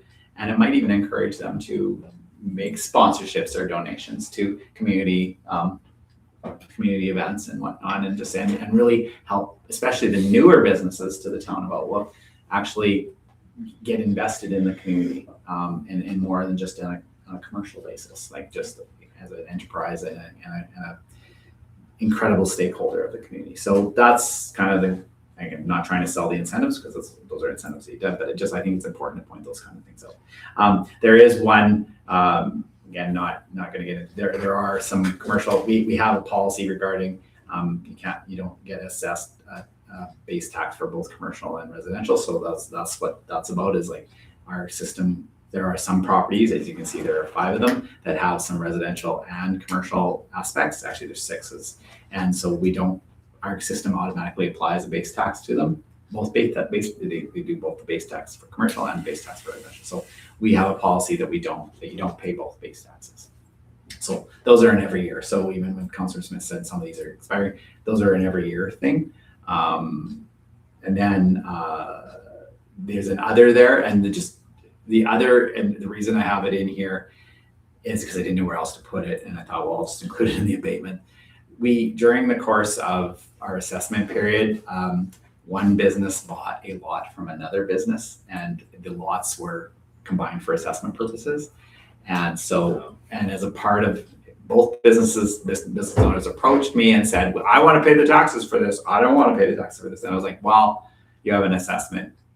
It's assessed already. I can't do anything about it. And then so that we came up to an agreement of like how much when they moved it. So the lot has now moved, and they're so anyway, it's a net zero. It's $532.95 from one to the other. So but I didn't know where else to put it. So I was like, we'll put it here. So even though it's really not an abatement, it's just a net zero. So anyway, and then the other piece is the education property tax. So we have policy where we try to tie, especially with commercial, not with residential so much. Some residential, as you can see, there's a multi-unit residential incentives, but other than that, we don't do the education property tax. But yeah, so there's $30,165.73 in education property tax that we have the power to abate. So, okay. And it's just abated, like the town doesn't cover that? Yeah, we don't cover that at all. No, there's no cost to us. It's just that we have to put it in a motion because it's like we have to report that to the ministry that the town made that decision to abate it for economic development purposes. Got it. I'll make that motion. Councillor Smith makes that motion. All in favor? Carried. Thank you. No, sorry. Yes, and now that half is over, we could take a look at some of these incentives and policies too, if that's something that council is interested in. For certain, there's actually only one of the policies that was made during the rest are, but yeah. There's other policies that Well, we are potentially coming into a slightly different time now than we were 3 years ago, where like macroeconomics seem to be shifting more so than they used to be. So anyway, that's for another discussion. Let's go on to the capital plan. So we've had lots of discussion on the capital plan over those 3 meetings that Kevin had outlined in the briefing note. I think this council, the feel that I've got is that we're focused on growth. We have lots of growth projects, and there's one on the go right now that is quite significant. And we felt like we needed to maybe pull back some of the spending and defer some spending. Couple of those would be some sewer work that seemed to be okay, that we could push back a few more years. Some renos to this building, a little bit of monitoring at the Sky Trail. So over those few meetings, we've really tried to tighten things up a little bit. I think that's the sense in general from council, and from version 1 to version 3, we'll call it. And so Is it 5? or 5. It's 11. Or actually could be more. So thank you, Kevin and Rachel, for your work on. Yes. I know we can be a fickle bunch when it comes to trying to figure out what capital projects we can pass or would pass and which ones wouldn't and whose priorities are where. So today, when we make this motion, it'd be great if we could pass a capital budget here. If one happens to fail, I ask that somebody makes another motion with whatever an amendment there is, and we'll try to pass that one, and we'll just keep on going until we get there. Before you do that, I just want to mention, just because you do this all the time, and which is great, I really appreciate it. And I'm sure, speaking for Rachel, I'm sure we both appreciate the kudos you give to both of us, but we're just representatives of the team, of the operations team of the town of Outlook. So obviously, I can't say enough about the other 2 members of our executive team, which are Megan Anthony and Luke Lockhart. And they, even though they're not the faces that come to this meeting, ultimately, they're the ones that are managing most of these capital projects. So those are the ones that we actually have to, Rachel and I have to go back to and have some, obviously early on, we involve everybody. They come to these meetings as well, the committee meetings, but we actually end up going back and saying, okay, no, yeah, we got to go back to the drawing board. We have to tweak things. So they're really great. And then of course the teams under them, including other executive supervisors and lower level managers, and then obviously the team right below. So it's all of us. So yeah, but again, on behalf of Rachel and I, we accept your thanks, but make sure that it's all team Outlook for sure. Yes, and we've forced you guys into some hard conversations with some contractors and things like that, where we thought we might go ahead with the project. We went out and got quotes, did a bunch of work, and then we came back and said, you know what, we just can't do this project this year. So can you go back and tell those people that, sorry, you guys put this work together, and council decided that It was kind of tough, you can't know, do it. you It do is. an estimate, okay, we think it's gonna be $1 million, and it comes back $2 million. I mean, it's like, oh, I mean, you can't really feel bad when you say no, when, you know, our estimates, just, we're not, So far out of yeah, I the know, scope like, of we what it don't would do be. sewer work kind of thing, right? Like, you know, so. Yeah, well, and it's just part of the deal when you're doing work for a municipality. But anyway, you're right. So do you have something you want to start us off with? I'm still on, I don't know, I guess we should ask now, but the river pump house thing, it still gets under my skin somehow. I don't know why.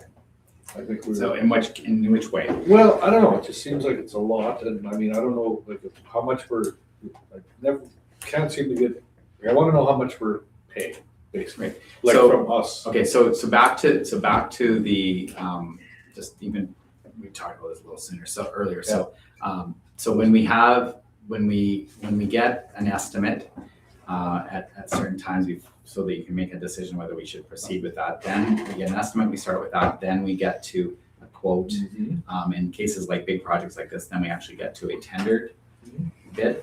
So right now with the pump house, we are at the point where we are awaiting our engineers to have, so they gave us an estimate.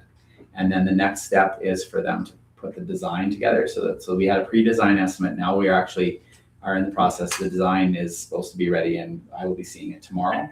And then they will have a post-design estimate. So then they will be making a presentation to town council likely at the June 10th meeting. There's actually a few presentations on June 10th, which is okay. You will then see a better estimate. Right. And then that's quite a very big opportunity for any members of council to have conversations with the engineers at that time about that. And then if council approves to go to tendering, then they will tender the project, and then we'll find out actually what this is. Okay. So that's kind of what I meant. I mean, it's not like, you know, can I say the number? Does it really matter? Well, whatever. You can say the number. There's absolutely no problem with it. Yeah, This is well, a public right now it's document. kind of estimated at, you know, 2.1 million, and it's like, okay, so I was kind of, I guess, under the impression that maybe that's what we budgeted, but if we can come under that, yay, kind of thing, right? Absolutely. Yes. A budget is a plan. No, we're gonna give our friends an extra however much to make it back up to 2. Thank you. Here's- Sorry, like I said, council's feeling spicy today. No, I get it. So but- I just want to know, because it's like, you know. It's so much. It's so much. So much. It is, but here's my thing about that, like that number could be almost whatever number it wants to be, but if any of us go into that pump station, we can all tell that looks like it's very Oh, it's terrible. dilapidated Yes, and needs I to agree. be fixed up, and like, we just went through what it feels like to not have water for 2 days. And I'll agree, I'm hate not for an that, engineer by any means, but you know, maybe I see things different than some other people or some engineers, and it's like, phew, you know, and if the engineers say that's kind of thing, and you got some other experts who say, okay, like, you know. What kind of experts? Doesn't matter. Mhm. Yeah, it does actually, because we have a permit to operate a water treatment plant, and the rules are that a engineer has to, That's the treatment plant, not the pump. but an engineer, and all of our water system, our whole intake system, from our water, all of it all has to be engineered. We have permit to operate. So it's not just the water treatment plant. And I'm not trying to, I'm just saying like the experts that you're talking about, I don't know what kind of experts because you didn't share, but I'm saying they have to have engineering background and they have to have the ring to say it. Otherwise it won't be approved. We actually have to get a permit to operate, but also a permit to actually do the renovation. And it's not just a water treatment plant, it's the intake, it's everything. So yeah, that has to be engineered. But I don't love it, you're right, they cost a lot of money. engineers are also not Insane. perfect, and they also don't necessarily have, I think that's one of the things, that's why we have the engineers come to council too. And which became apparent to me on when we're talking about the new pipeline, if we're gonna put a new pipeline, that the engineers they just do what they're told, I know. and they're not necessarily local. So that's what we bring to them is like, here's our local ideas or our concerns. Like, we thought putting a trench down the fairway, or was No, they were gonna go through they're the gonna tree go road. through the trees, and we actually said, oh, actually, Go up this Yeah. and we'd down, rather you go upside down, yeah. And so Yeah. that's where I think, That's a that's a different different project. project. That's a But different, but it's the design. Yeah. And at the ultimately, you still have to have an engineer to design. yes, Oh, I get that, and I'm understanding that part, it's just, you know, and so, when they do the thing, then fine, I guess, but. Well, So we'll is see. it that the 2.1 is the engineer costs are in there? Like that is the whole cost of the That's project? supposed to be, that was the estimate, The high pre-design, level estimate. pre-design estimate. High level estimate. It could be higher than that, it could be lower than that, it could be bang on to that. The problem is that pump house is falling down and it's not safe. Like something has to be done before it becomes a far bigger problem. yeah. And I don't like that number. No, But I think it has to move forward. We can't not have a pump house. Mhm. Yeah, I think we gotta leave it on the plan, and we Yeah. can discuss that on June 10th with the engineers. If Yeah. their cost comes back like astronomical, we could say, hey, are there other ideas? Are there other alternatives? Are there lower cost options we could do? Are there, Yeah. get them thinking outside, like, here's our priorities. Can you think outside the box? Engineers are good at rinse and repeat on things too. This will work over here. We're gonna put that over here. But that doesn't always account for the local changes. okay, good enough. So we just will keep So- a 2.1 million placeholder in that line. I don't know if we have any other option on that one. Yeah, I don't think that one's wait till it falls down and see what we do next. No, No. this one's a little more proactive than reactive. Yeah. We don't wanna be reactive. You can't have a Yeah. town of Outlook without that pump house. Yeah. Right, without that water, We we're can have a town, just, but we there's can have no a water. town, but there's no water. No. So like, to me, this is a high priority on there, but I'm understanding with Guy, I look at that number and I look at the size of the building, and I'm like, 2.1 for that? I just have a little problem with that, but whatever, I mean, that's fine, if they're coming, it'd be nice, because then we can talk to them about that and do that. So Good enough. if, But not my point. let's say, short time frame, we're looking at 2 months down the road and we're like, okay, we get some engineers. Could we just go to locals, say, here's what's the engineers have said. Can you build us this? And if they come in for considerably less, like, are we still not building to an engineered?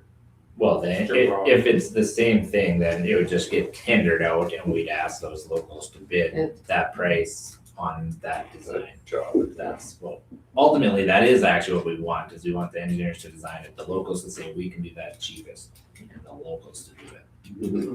And the engineer is a project manager usually.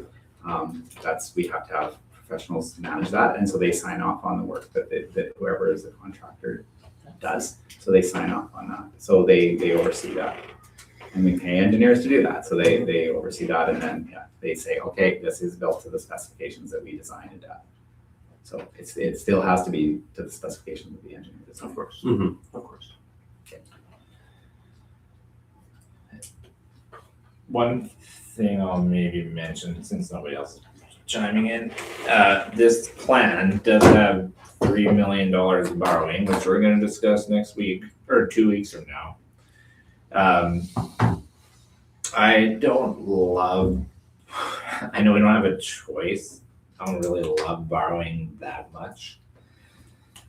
My challenge Talked about 2 weeks ago. Yeah, and my challenge is that like the things that would be significant, like $100,000 or more in my mind, we've already bumped a lot of those. Where we could, is bumping, like, so my opinion is like, cemetery power and fencing, I could maybe live without those two. Are they gonna move the needle? I'd be curious to get some of council's feedback on that, those particular points, or people who are on the cemetery committee to convince me that we need it.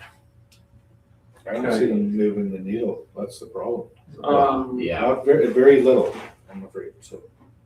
I'd like to disagree with that one, because if you find enough of them, you won't have enough. Yes. I look at the sports grounds irrigation, I know that one's 100 plus, and I would take that one off. And I would take cemetery power and cemetery fencing off as well. There's 275. Cemetery power, the fencing had to be pulled down because it The was trees pulled rough. into it. Yeah, the trees were growing through it, and The fencing I could probably do without, but the power would be nice. yeah, it is. I don't want to say they're trying to make it more inviting, because that's not really the best term for it. Come on out. But it is a somber place. If there's lighting, you're less likely to have like any kind of vandals or, I think the cemetery committee has been working on like the power, and irrigation has been a part out there too. But the power lines, like that's all kind of started. Like I think that was probably my first council term where this has been, I think this one's been bumped and bumped and bumped. Actually, it's only 75 between the two. Yeah. Power and fencing, 75. and Andy had added that sports grounds too.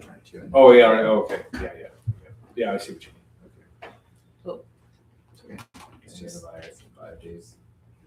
Can't afford it. And like the fencing might be 10 grand. We're not getting that. We're cutting that from the Don't. budget, by the way. No. And same with power, we haven't got a solid number on power up there yet either. Yeah. Well, in my experience, when it comes to SAS Power, if you don't like your answer, hang up, phone someone else. Yeah. And keep doing that until you get an actual reasonable answer. So I'm not talking for all of council, thank you. And honestly, at this point, we have not got a quote from an estimate or anything from the power. So the reality of the power part is that if like what we're looking at is some approval to go to that, then we'll get the estimate by the amount of projects that we've asked from SAS Power this year and the lag time in which it takes for them to give us an estimate or not. We might get an estimate this fall. Like it might be next spring. So it could be Yeah, I'm not really just, worried but we about want, it. we want that to go forward so that we can actually get the estimate. I mean, and if it could happen this year, it could happen this year too, but. One thing I will say about the irrigation on the sports ground, and I mean, I'm on your side too on that one, but I'm also, we were just talking about how used that sports ground is becoming. So that is something to consider too on that. I mean, it is getting utilized, so the more footwear on there, the less water on there, it's bad. Takes the grass out, so there is something to be said there It too. hasn't had it for years though. It hasn't, but we've also just said it hasn't had as much foot traffic for a few years too. Ball's been pretty big for the last few years, And it seems to be going this way though, to me. But we have, but there has been teams. hoses and stuff. Cameron. Yeah, they have watered it, right? You have watered it. Like there is a system there we to don't- water, yeah. but it's not. Well, it's It's not above automatic. ground. Yeah, it's above ground, It's not so automatic. Yes.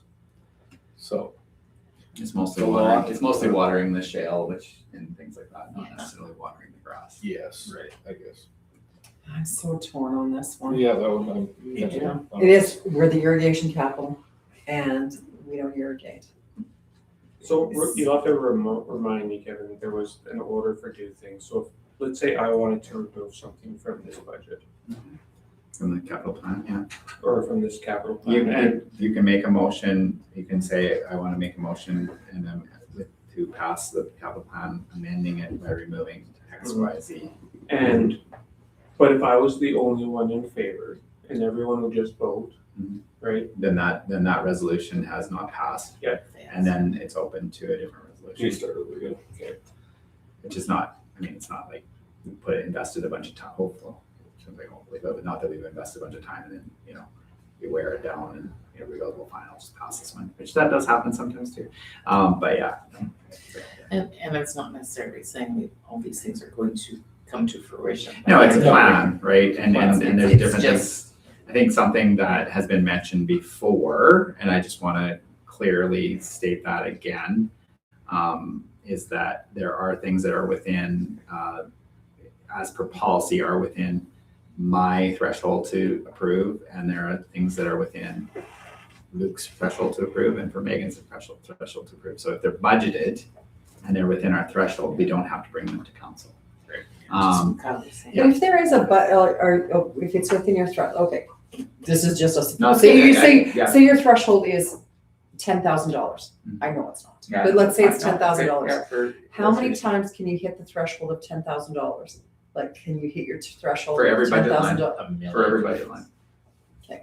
Like, so we can't, I couldn't say, it's not 10,000, I get that, but Yeah. so say your budget is, so if the budget is $50,000 and there's several things happening in that, yeah, I could have 5 times, like there could be 5 projects of less than $10,000 that I approve because they're in that budget, they've hit that budget, so you can do it as much as time. But the budget line couldn't pass, like that line couldn't be, if the budget line is 30,000 and you have a $10,000 limit and there's 5 items in there, are you still capped at 30,000 or are you capped at 5 items of 10,000 each? I think I know what you're asking, but I could be totally wrong. If the budget is 30,000. Yeah. And my threshold is 10. Yeah. And there's And there 5 are 5 items and they're all components. less than $10,000. Yeah. It's in my threshold. Each one of those is within my threshold. Because they're one-time But- purchases. But if it's within the budgeted amount, As long as it's within, yeah, but up to Okay, but if the $30,000. budget line is 30,000. you That's can't it. spend Go- 50 I with can't that. go over. Okay, Yeah. that's my question. Yeah, Okay, sorry. That's what I thought you were That's, asking. yeah, Oh, yeah, that's sorry, where I I'm didn't going. catch that. That's As what I'm going. like as Yeah. of right now, Yeah. just taking. To go over budget, I have to ask. Zero turn Okay. mower, you Doesn't can't matter. go over top of that right now without asking. Is that what you're saying? Yeah. So, okay, yes. So if we, maybe something we need to discuss after is talk to Western or some of the irrigation companies and see if they're prepared to donate irrigation into the. Yeah, so we can Where it certainly comes have that conversation if that's something that council would like to do, would like us to proceed with, we could certainly have that conversation. I think when you say donate, like, I don't think you'd go to them without a plan regarding recognition. Yeah, for So sure. yes, they have to do the recognition piece, but I just wanted to make sure I bring that up. Yeah. We haven't gone that route. We certainly could have that conversation. It's not a huge number. No, it isn't. But even if they did like one or two. Yeah. And you know, we can talk to Delta and they may do one or two. Yeah, and I guess that's that piece too. So if But you, then we would lose warranty. Is that right? If you were, well. no, You would you're just not. asking for them for sponsorship Okay. to go toward, like, we're managing the Okay. project at this cost. Okay. And we're saying, this is what it's gonna cost. We'd really like to put, whatever our promise to them is, to whether it's put their name on a ball diamond, whatever it is. Then yeah, we'd have to do that sell and do the ask and do the sell, I guess. But yeah, no, we're not losing warranty by getting a contractor to do that, no. And Yeah, like, so I mean, I will not lead you down the path of naming something without naming something forever. I will Yeah. not lead you down that path, and I will not lead you down the path of naming something without financial gain. So, yeah, and I mean, if that's definitely an idea, and we could, if that was something that council was comfortable with, we could certainly explore that. So we could, if you wanted to leave that in there and say it's because we already have this contingency trans, and we already have some sections. So for instance, the Civic Center air conditioning is we'll only go forward with that if we get contingent on sponsorship. So if I you wouldn't mind that. Yeah. If we left that in there, contingent Contingent on on sponsorship. sponsorship. fair. on sponsorship. Oh, the irrigation? Yeah. Yeah. Ooh, Right? Do you think any good sponsors? Well- Terry?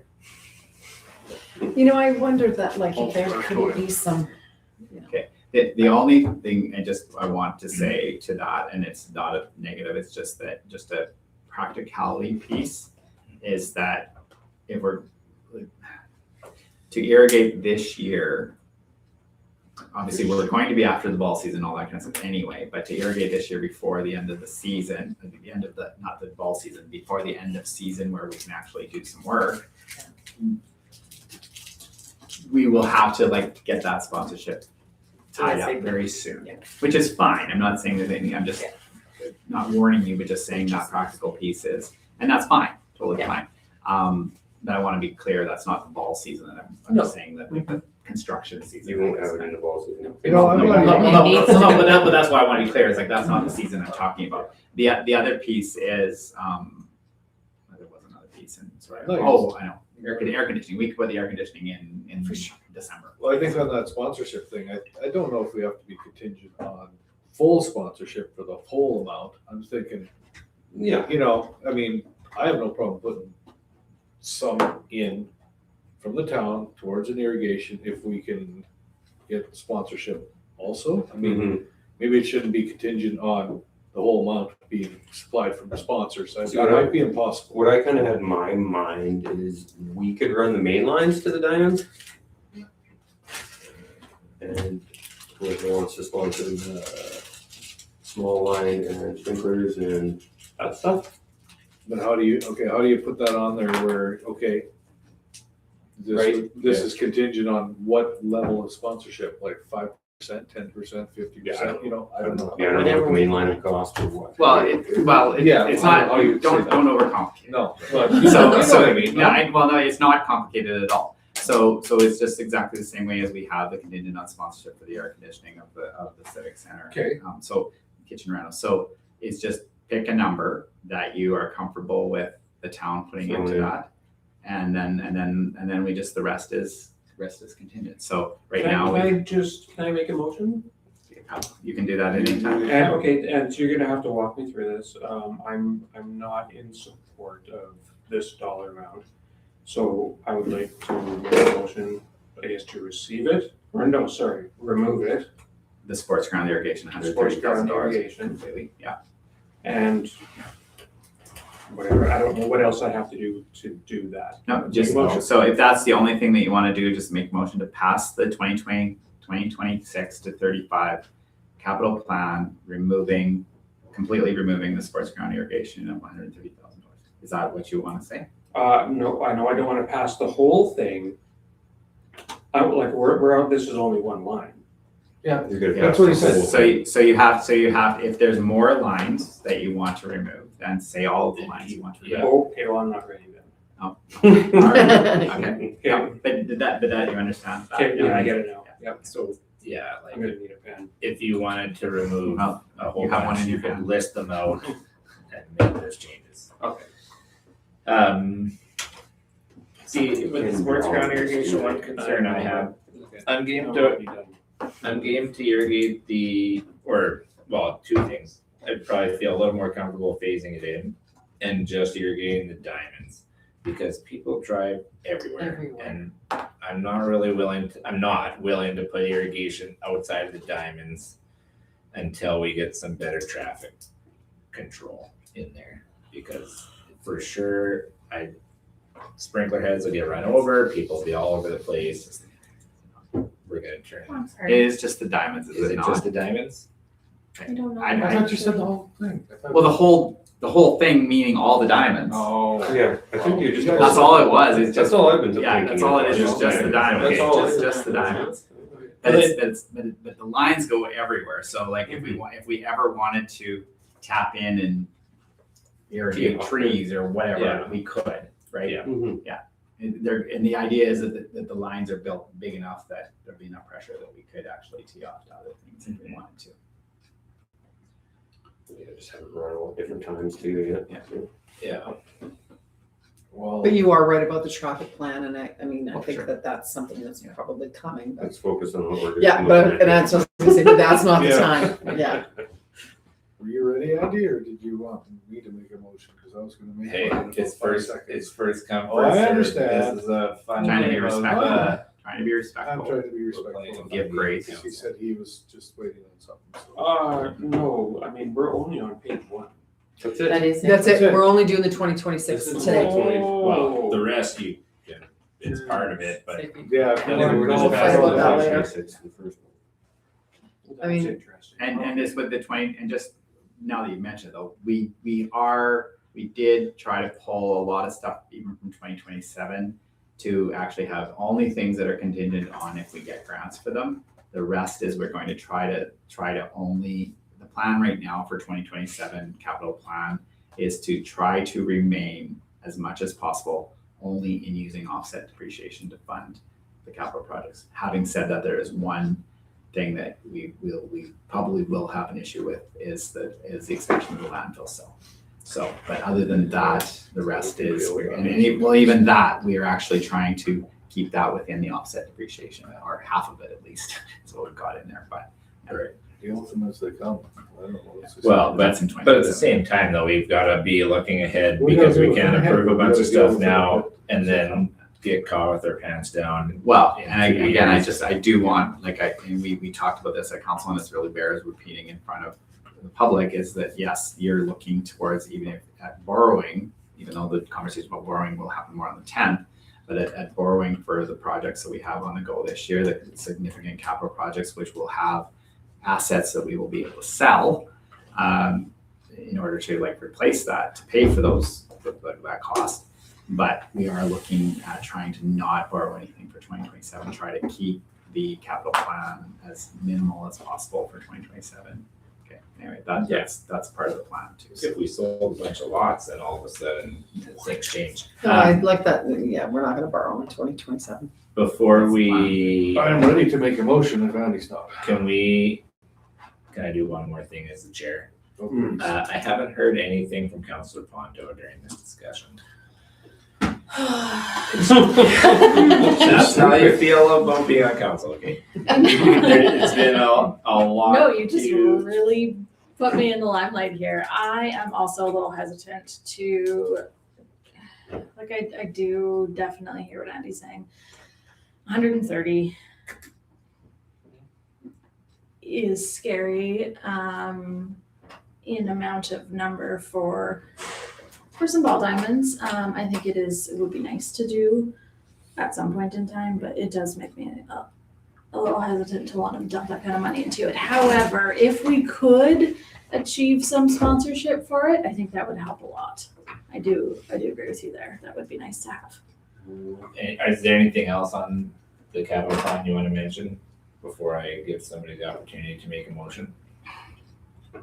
No, I think I was just gonna ask, what is there a number that you would put there instead of 130 plus sponsorship? Sponsorship? I don't know that, I would put 2027 and visit again. are you talking a dollar number or a year number? Yeah, no, like if we said we would throw in 30 grand if we got 130 in sponsorship, 30 grand, I think would be right? Or reasonable. 40 grand. But are we if we got gonna 90 get grand in sponsorship, right? $100,000 in sponsorship? Yeah, I but don't know. if we don't, then we don't proceed. If we don't, then it doesn't happen. But what about phasing it though, if we say, okay, we're willing to spend 60 on it this year, and that would get us a diamond or two.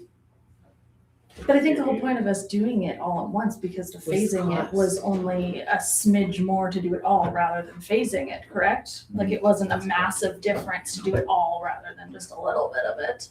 Yeah. If we're already there and we're doing it, to me, it makes sense to just like do it all like I do. I get that. It wasn't a big difference.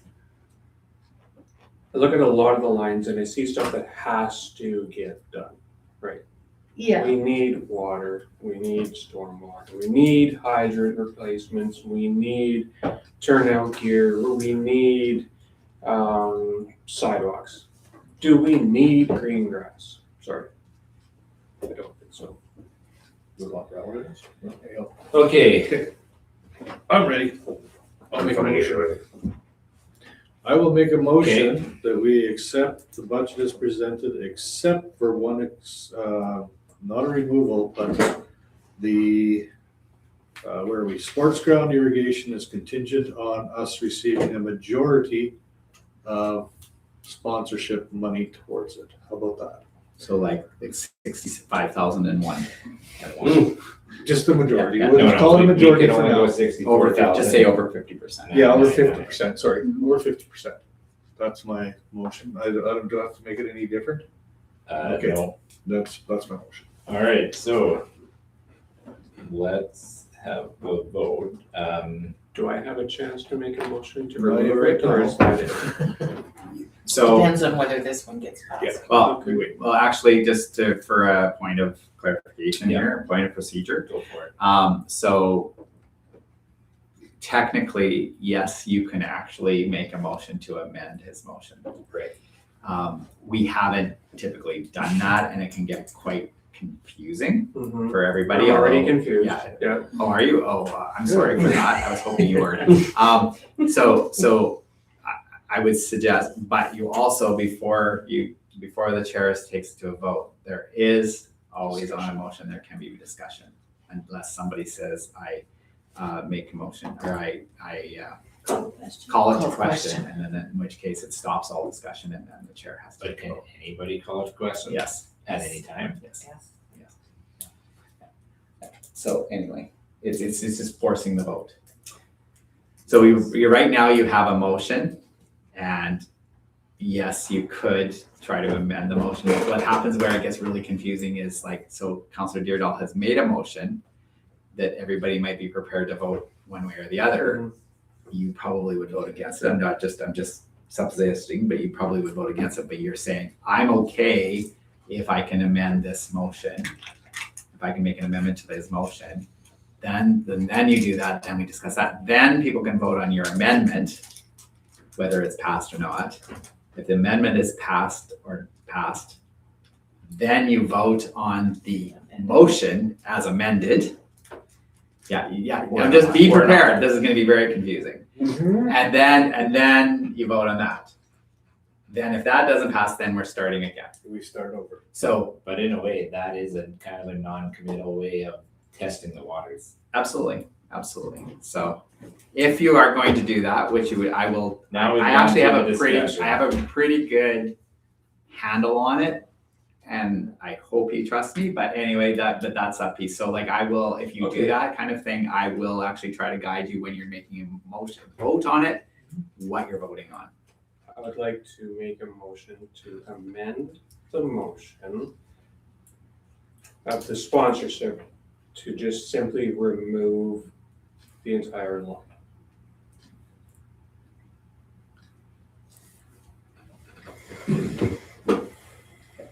Okay, Do you want I'm gonna call that to question. Okay, there you go. So, you wanna read that back to us?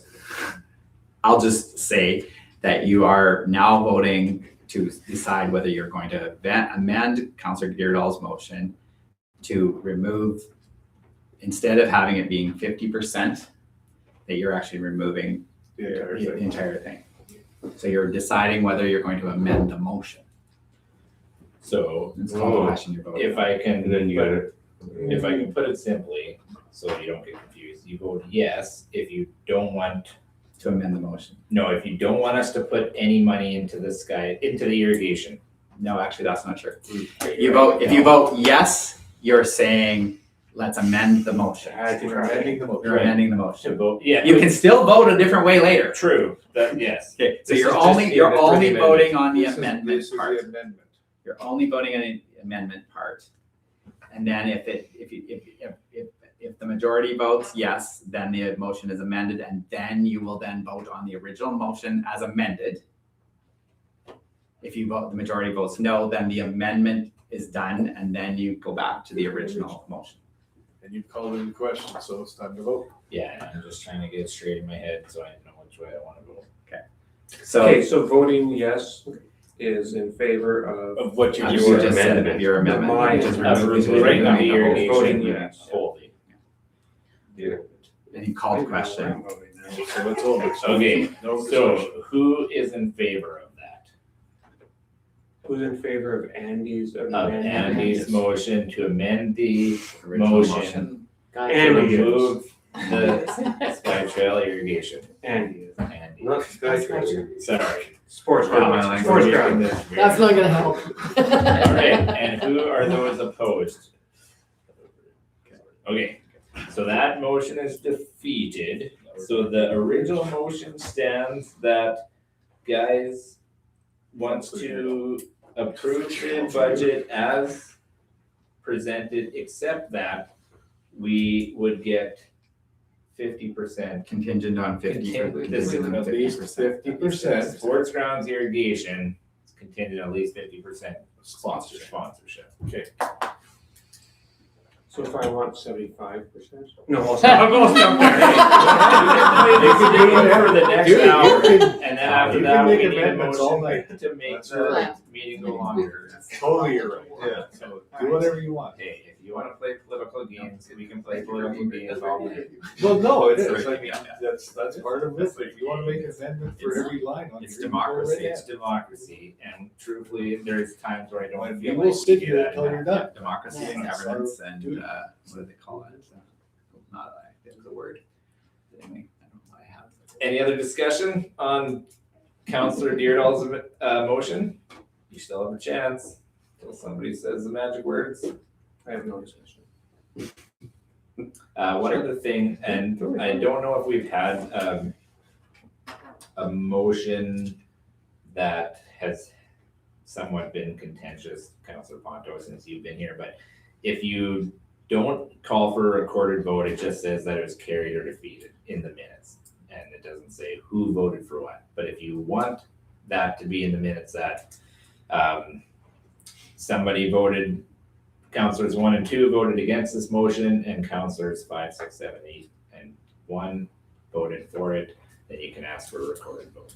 That way, it's in the newspaper and in the bylaws, or in the In the thing, we'll minutes. actually show our names as yes, no. Who voted yes, Yay, who yay. So there's For it. can be strategy when you're voting for it, voting against it.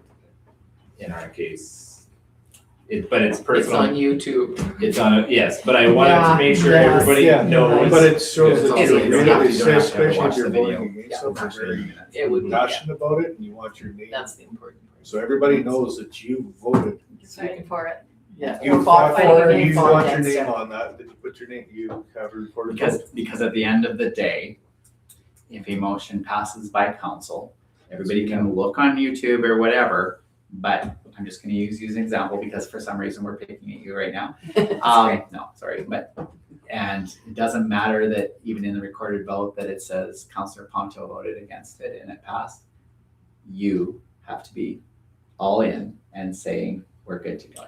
You actually, in the public, you would risk saying something like, well, I was against it. You could say something like, if you look in the minutes, you will note who is against it. Mhm. Right?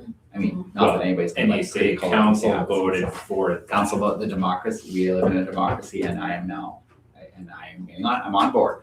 Mhm. But anyways. And if you're not, And when I say it's a risk, Well, I was gonna say- you put your name down as you're not. I don't know. Like, Yeah, say- But once the decision is made, That's it. That's council's That's it. decision. it's Yeah. a democracy. if you have more fight it out now. So if there's anything more you have to Mhm. say. I'll go one more time. This just shows how much I'm Just don't. I'm not against, That's your. I'm not with it. I'll make a motion to, I don't remember what to do, but for the Your sponsorship, amendment, I wanna change it from 50 to 75.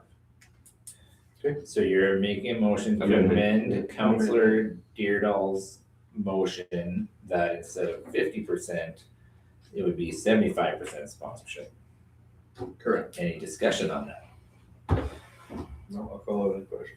All right, Counselor Deerdal calls the question. And again, you're voting on the amendment, amending the motion.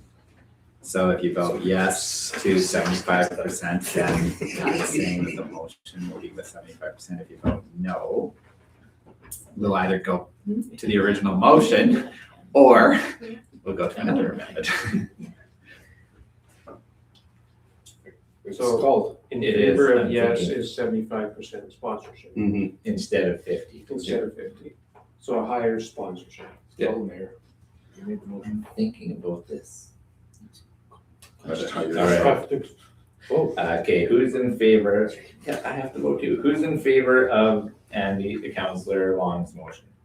To Amendment? amend the Counselor Deerdal's motion. I would do to 75. Okay, who is opposed to that motion? This is getting chopped. Getting chopped. Did you vote? I did, yes. Okay. I voted opposed. back to the Although original. it's, I needed more time to think, but I wasn't granted that. So we'll just Right. try to get 75%. That would be great. Mhm. If the Maybe more- 100%. We're not gonna turn down more. Okay, now we still have Counselor Deerdal's motion on the table. If Counselor Deerdal was really smart, Call it he'd in say a question. something. Question. Yes, Too late. Sorry. all right. All right, so do we run this one more time and go 60% sponsorship? I thought you called it the question. Oh, did you call it already? Yes. Oh, John. So- I tried for you, Andy. It's not just for him. Yes.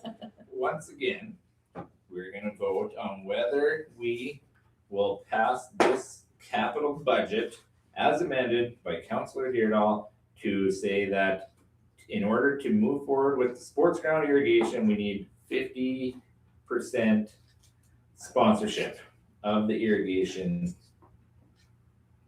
Least. at least, Yes. preferably 110. Yes, whatever. that- Percent. Don't put that in there, but yes. Can I make a motion of 110? It's called in the question. Yes, we can call Too the late. question. Too late. So you missed your chance on that one. Unless it doesn't pass. If it doesn't pass, then you can do whatever you want. So I'm going to ask who all is in favor of Counselor Deerdal's motion? Guess I should put my hand up, shouldn't I? And who is opposed to Counselor Deerdal's motion? You can, you put it Yeah. in favor. You can still be opposed. It's Yeah. just. Yeah, you can still be opposed. All right, so that capital plan is passed. Good to see how it works. And Andy, I'm very proud of you for, Yes. I wish I would have known that. I can think of a couple of times that I did not know I could amend somebody's motion once I was on the board. sweating. I did not. Good job. well, you know If what? I could go back in time, I can think of a couple that I would have maybe, yeah. You can, some But councils here we sit are. there all night doing that. I mean, that's how it is. They That's used what Super it is. It's convention your job. used to be a lot like that. Yeah, that's what, when they're doing resolutions, we've had some where it's like, okay, this guy suggests we make this A lot of change. people just didn't know what they were And then voting they gotta for. vote on that. Even though they were trying to be very clear, but by the time the amendment to the amendment. To the- Now, I appreciate that we put a lot of work into it, and we got, we didn't have to do that all night because we had already got consensus on some of these other items, but at the same time, and I think we're getting better at it now that we're a couple of years in, is voicing our opinions. I think that's really important, especially for administration, because I think that it can be very frustrating if administration goes forward with a plan, then we have a budget meeting, we don't say anything, and then it comes to something like this, and then we get all kinds of ideas and concepts and that were never discussed. So Kevin needs us to be upfront and open, and I know, Andy, it can be difficult when everyone else is voting against you. That don't matter. It's no, but and that's why I think good for you, and I hope that all of us we can get to this new comfort level where we're all comfortable saying what we want, so that Kevin can take that back, other counselors can have those discussions and negotiations. That'll help us get to where we need to be and do that in a democratic fashion. So in a constructive debate. Yes, we didn't have to call the Sarge, so we appreciate that. We still So have far- more meeting. Yeah, let's keep going. Yes, and that's the other thing is it would be great to have those discussions when we're not after the 2-hour mark, but we're there. So we're on to one of my favorite briefing notes. I do enjoy a good records destruction, but Kevin, noting that it is after 9. I'm just gonna go right to the recommendation because this is a very much so. It is current bylaw number 13, 2022. There are currently 9 boxes ready to be destroyed as per our policy or as per our bylaw. So the recommendation is that council approve the destruction of the records listed as follows. Box 1 is receipt posting deposit books. Box 2 is utility posting check copies, utility notices. Box 3 is accounts receivable posting, AR billing, printed AR receipts. Box 4 is general correspondence, bylaw information files. Box 5 is printed tax receipts, tax notices, printed utility receipts. Box 6 is payment vouchers. Box 7 is bank statements, bank reconciliations, bylaw enforcement paperwork, payment posting, year-end reports. Box 8 is utility billing, general meeting notes. And Box 9 is payroll statements from 2016 and expired agreements from 1931 to 2003. Box 10 is UFO 1931. reports. There actually is one Area agreement 51. that Area 51 is probably reports. not in there, but would be helpful if it exists. Well, if there's agreement, if the agreement is still, if the agreement's still valid, then it doesn't go into it. Okay. Okay. Well, and the one I'm thinking of, the federal government might have a copy of it too. I'll make that motion. Deputy Mayor McLeod, all in favor? I'd like to make an amendment to that. Pull up that 1931 agreement. Yeah, I want the 31. Whatever That did. Whatever agreements happened in 1943, please keep those. Alright. Oh. Before we go to the signing authority, we did not deal with that check. Oh, yeah, good point. Oh. The ISOX. right. Yeah, policy. but that's 12 IB. Did you, oh, I thought it was in the same, Well, it's gonna be 12 IB now. okay, Yeah, thank okay. you.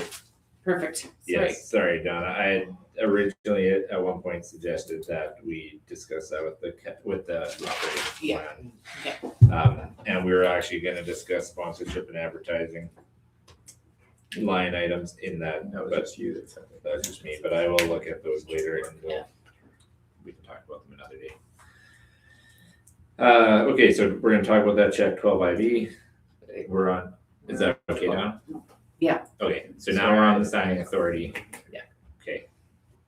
Signing authority. Okay, so the town is set up with 2 to sign checking account requiring 1 elected official signature and 1 administration signature on physical checks and to release EFT payments through our online banking platform.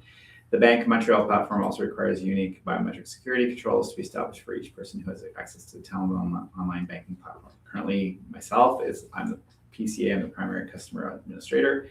Assistant CEO Rachel Sotos is the admin, and clerks Wendy Ball, Chandra Ralston, and clerk Crystal Fisher have user access to view accounts and transactions, set up limited bill payments and payroll, and process pre-authorized debits. Myself and Rachel have signing authority on behalf of administration, and all elected officials have signing authority on behalf of council. With the departure of Rachel, we will need to update our user access on the online banking platform and add and remove signing authorities from administration. So Community Development Director Megan Anthony will be the primary for payroll beginning in June and will require admin access, taking Rachel's place. She'll need the ability to approve payments entered by other users for release and upload and approve payroll files. Administration also recommends that she become the secondary admin signer for checks, as this authority will align with her modified role. Clerk Wendy Ball will become the secondary admin beginning in June and will require her status to be changed from user to admin on the online platform, as Wendy will be taking on bank reconciliation, pre-authorized debit processing, and other financial duties. She will require more comprehensive access than she currently has. Wendy also comes from a banking background and understands the platform and its security features very well, which allow her to troubleshoot and assist other users when in need. In order for Wendy's access to be updated, BMO will require her to be added as a backup signer. Clerk Crystal Fisher's access will only be changed to reduce her access to certain modules on the online banking platform to better align with her new role. She will still have access to bill payments and payment processing, but both will require the approval of a signer. Whitney Greig will require basic access as she will be undertaking some administrative tasks working closely with Shanda and whose access does not require any changes. Going forward, Shanda and Whitney would both have the same basic access to view reports and transactions for customers paying the town or making direct deposits into our account. So the recommendation, we have two. The first one is that council grant signing authority to Megan Anthony and Wendy Ball and revoke signing authority for Rachel Sillers. And the second one is that council authorize Megan Anthony and Whitney Greig to be added as users to the Town of Outlook Bank of Montreal online banking platform. So there's two different resolutions. Is there any questions? Nope, I'll make a motion. Resolution 1, I guess it is. I'd like to amend your resolution for real. Oh. I'd like Rachel's not to be revoked until June the 4th. fourth. Was that not? So we're actually doing this on June 4th. Like this is, even though we're doing it today, the effect of it takes time to get this to happen. So, Well, I figured that, but I wanted it I to. can add the date. Yeah. sure. Effective June 4th. Now we gotta. That was No, a real you amendment. agree to that? If You you- agree to that, that's Yes, fine. yes. All right, You I'll- just are altering. it. Effective June I'll alter my Okay. resolution to include that, yes. All in favor? Got it. Okay.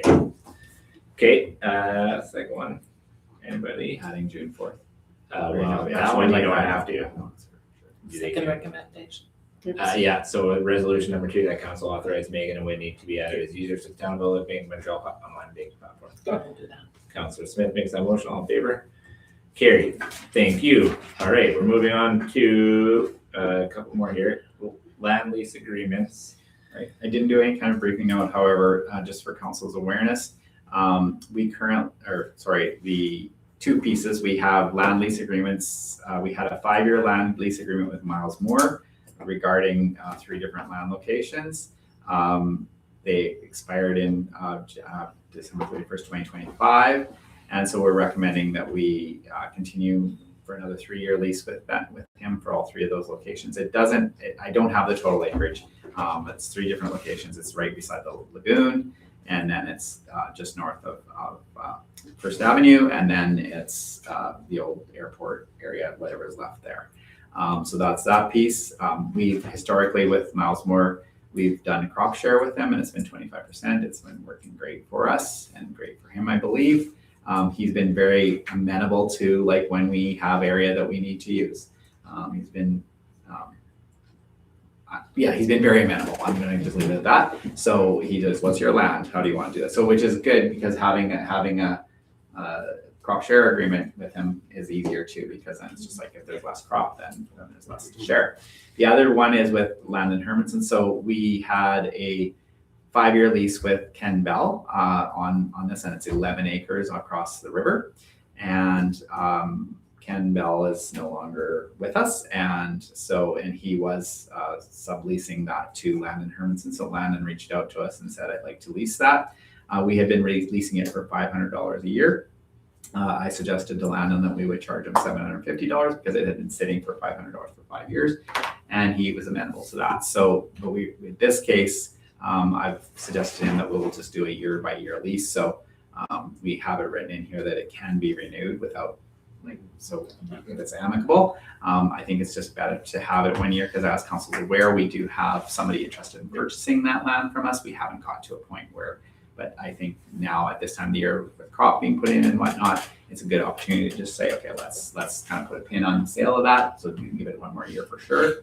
And he's very aware of that. He's also interested in purchasing it as well. So there's some for totally different purpose, just to continue farming it. So I'm not sure. Yeah. Okay, so then just presenting both of those leases, it should be two motions. So All right, well then I will make the first motion for Land and Hermanson and that we accept 1 year lease. 1 year lease. All in favor? Carried. Thank you. Sorry, Rachel. Councilor Bruce made that motion. And anybody want to make a motion for the sec? I'll do Miles? Miles. All right. Councilor Deardahl makes the motion for the agreement with Miles Moore. All in favor? Carried. Thank you. All right, 12 IB, the check to the U22 Ice Hawks for next year's home game, opening home game season. You removed it from. We had removed it for further discussion. And I'm looking for some direction on what we do with that check. I think we just hold it for not at this time. To be rediscussed at a later date, Yes. a later date being very specifically when? September the First. Sure. So could I just recommend that you just remove it and Okay. and then there'll be a time when either it'll come back to you or it won't. Perfect. That's perfect. Do we need to vote on that? No, because you already removed it, so it's already been removed from the list. So we probably should cancel the check. We will, yeah. But you, yeah, we don't it'll be typically get- listed that you approved everything Mhm. but that. So Then that check number won't be included and cancel it'll that be check. essentially destroyed. So who is going to be taking minutes next meeting? Do we have somebody appointed to come visit with us? I Not am yet. not. I know what's going to happen, but they don't. Oh, okay. So you don't want to announce it? Ooh, it's like minute roulette. Well, Rachel, we appreciate you Yes. taking the minutes for all these years, Mhm. Thank you. 12 or so. Thank you. Almost exactly 12. She started in May of Yeah, just have an anniversary date. 2014. Yeah, I mean, I'll give not you for the them, but for floor you. if you want. It's been a to say privilege, so don't make it cry. Oh, don't do it, don't do it. And we will certainly miss having you around here, All but right. we know you will do great. Thank you. at You've that. been a Thank constant. you. Okay, enough. All right. Make her cry more. Come on. One motion remaining.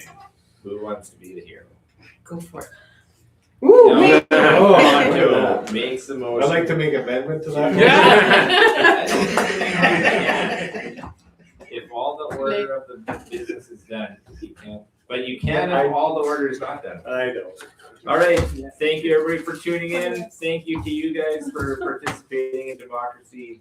And of course, thank you to Rachel for your service to the town over the last 12 years. So, have a good night, everybody, and we will see Safe you on travel. June the 10th. I know, someone's gonna have to come rescue me if I hit the ditch. Good thing I know someone.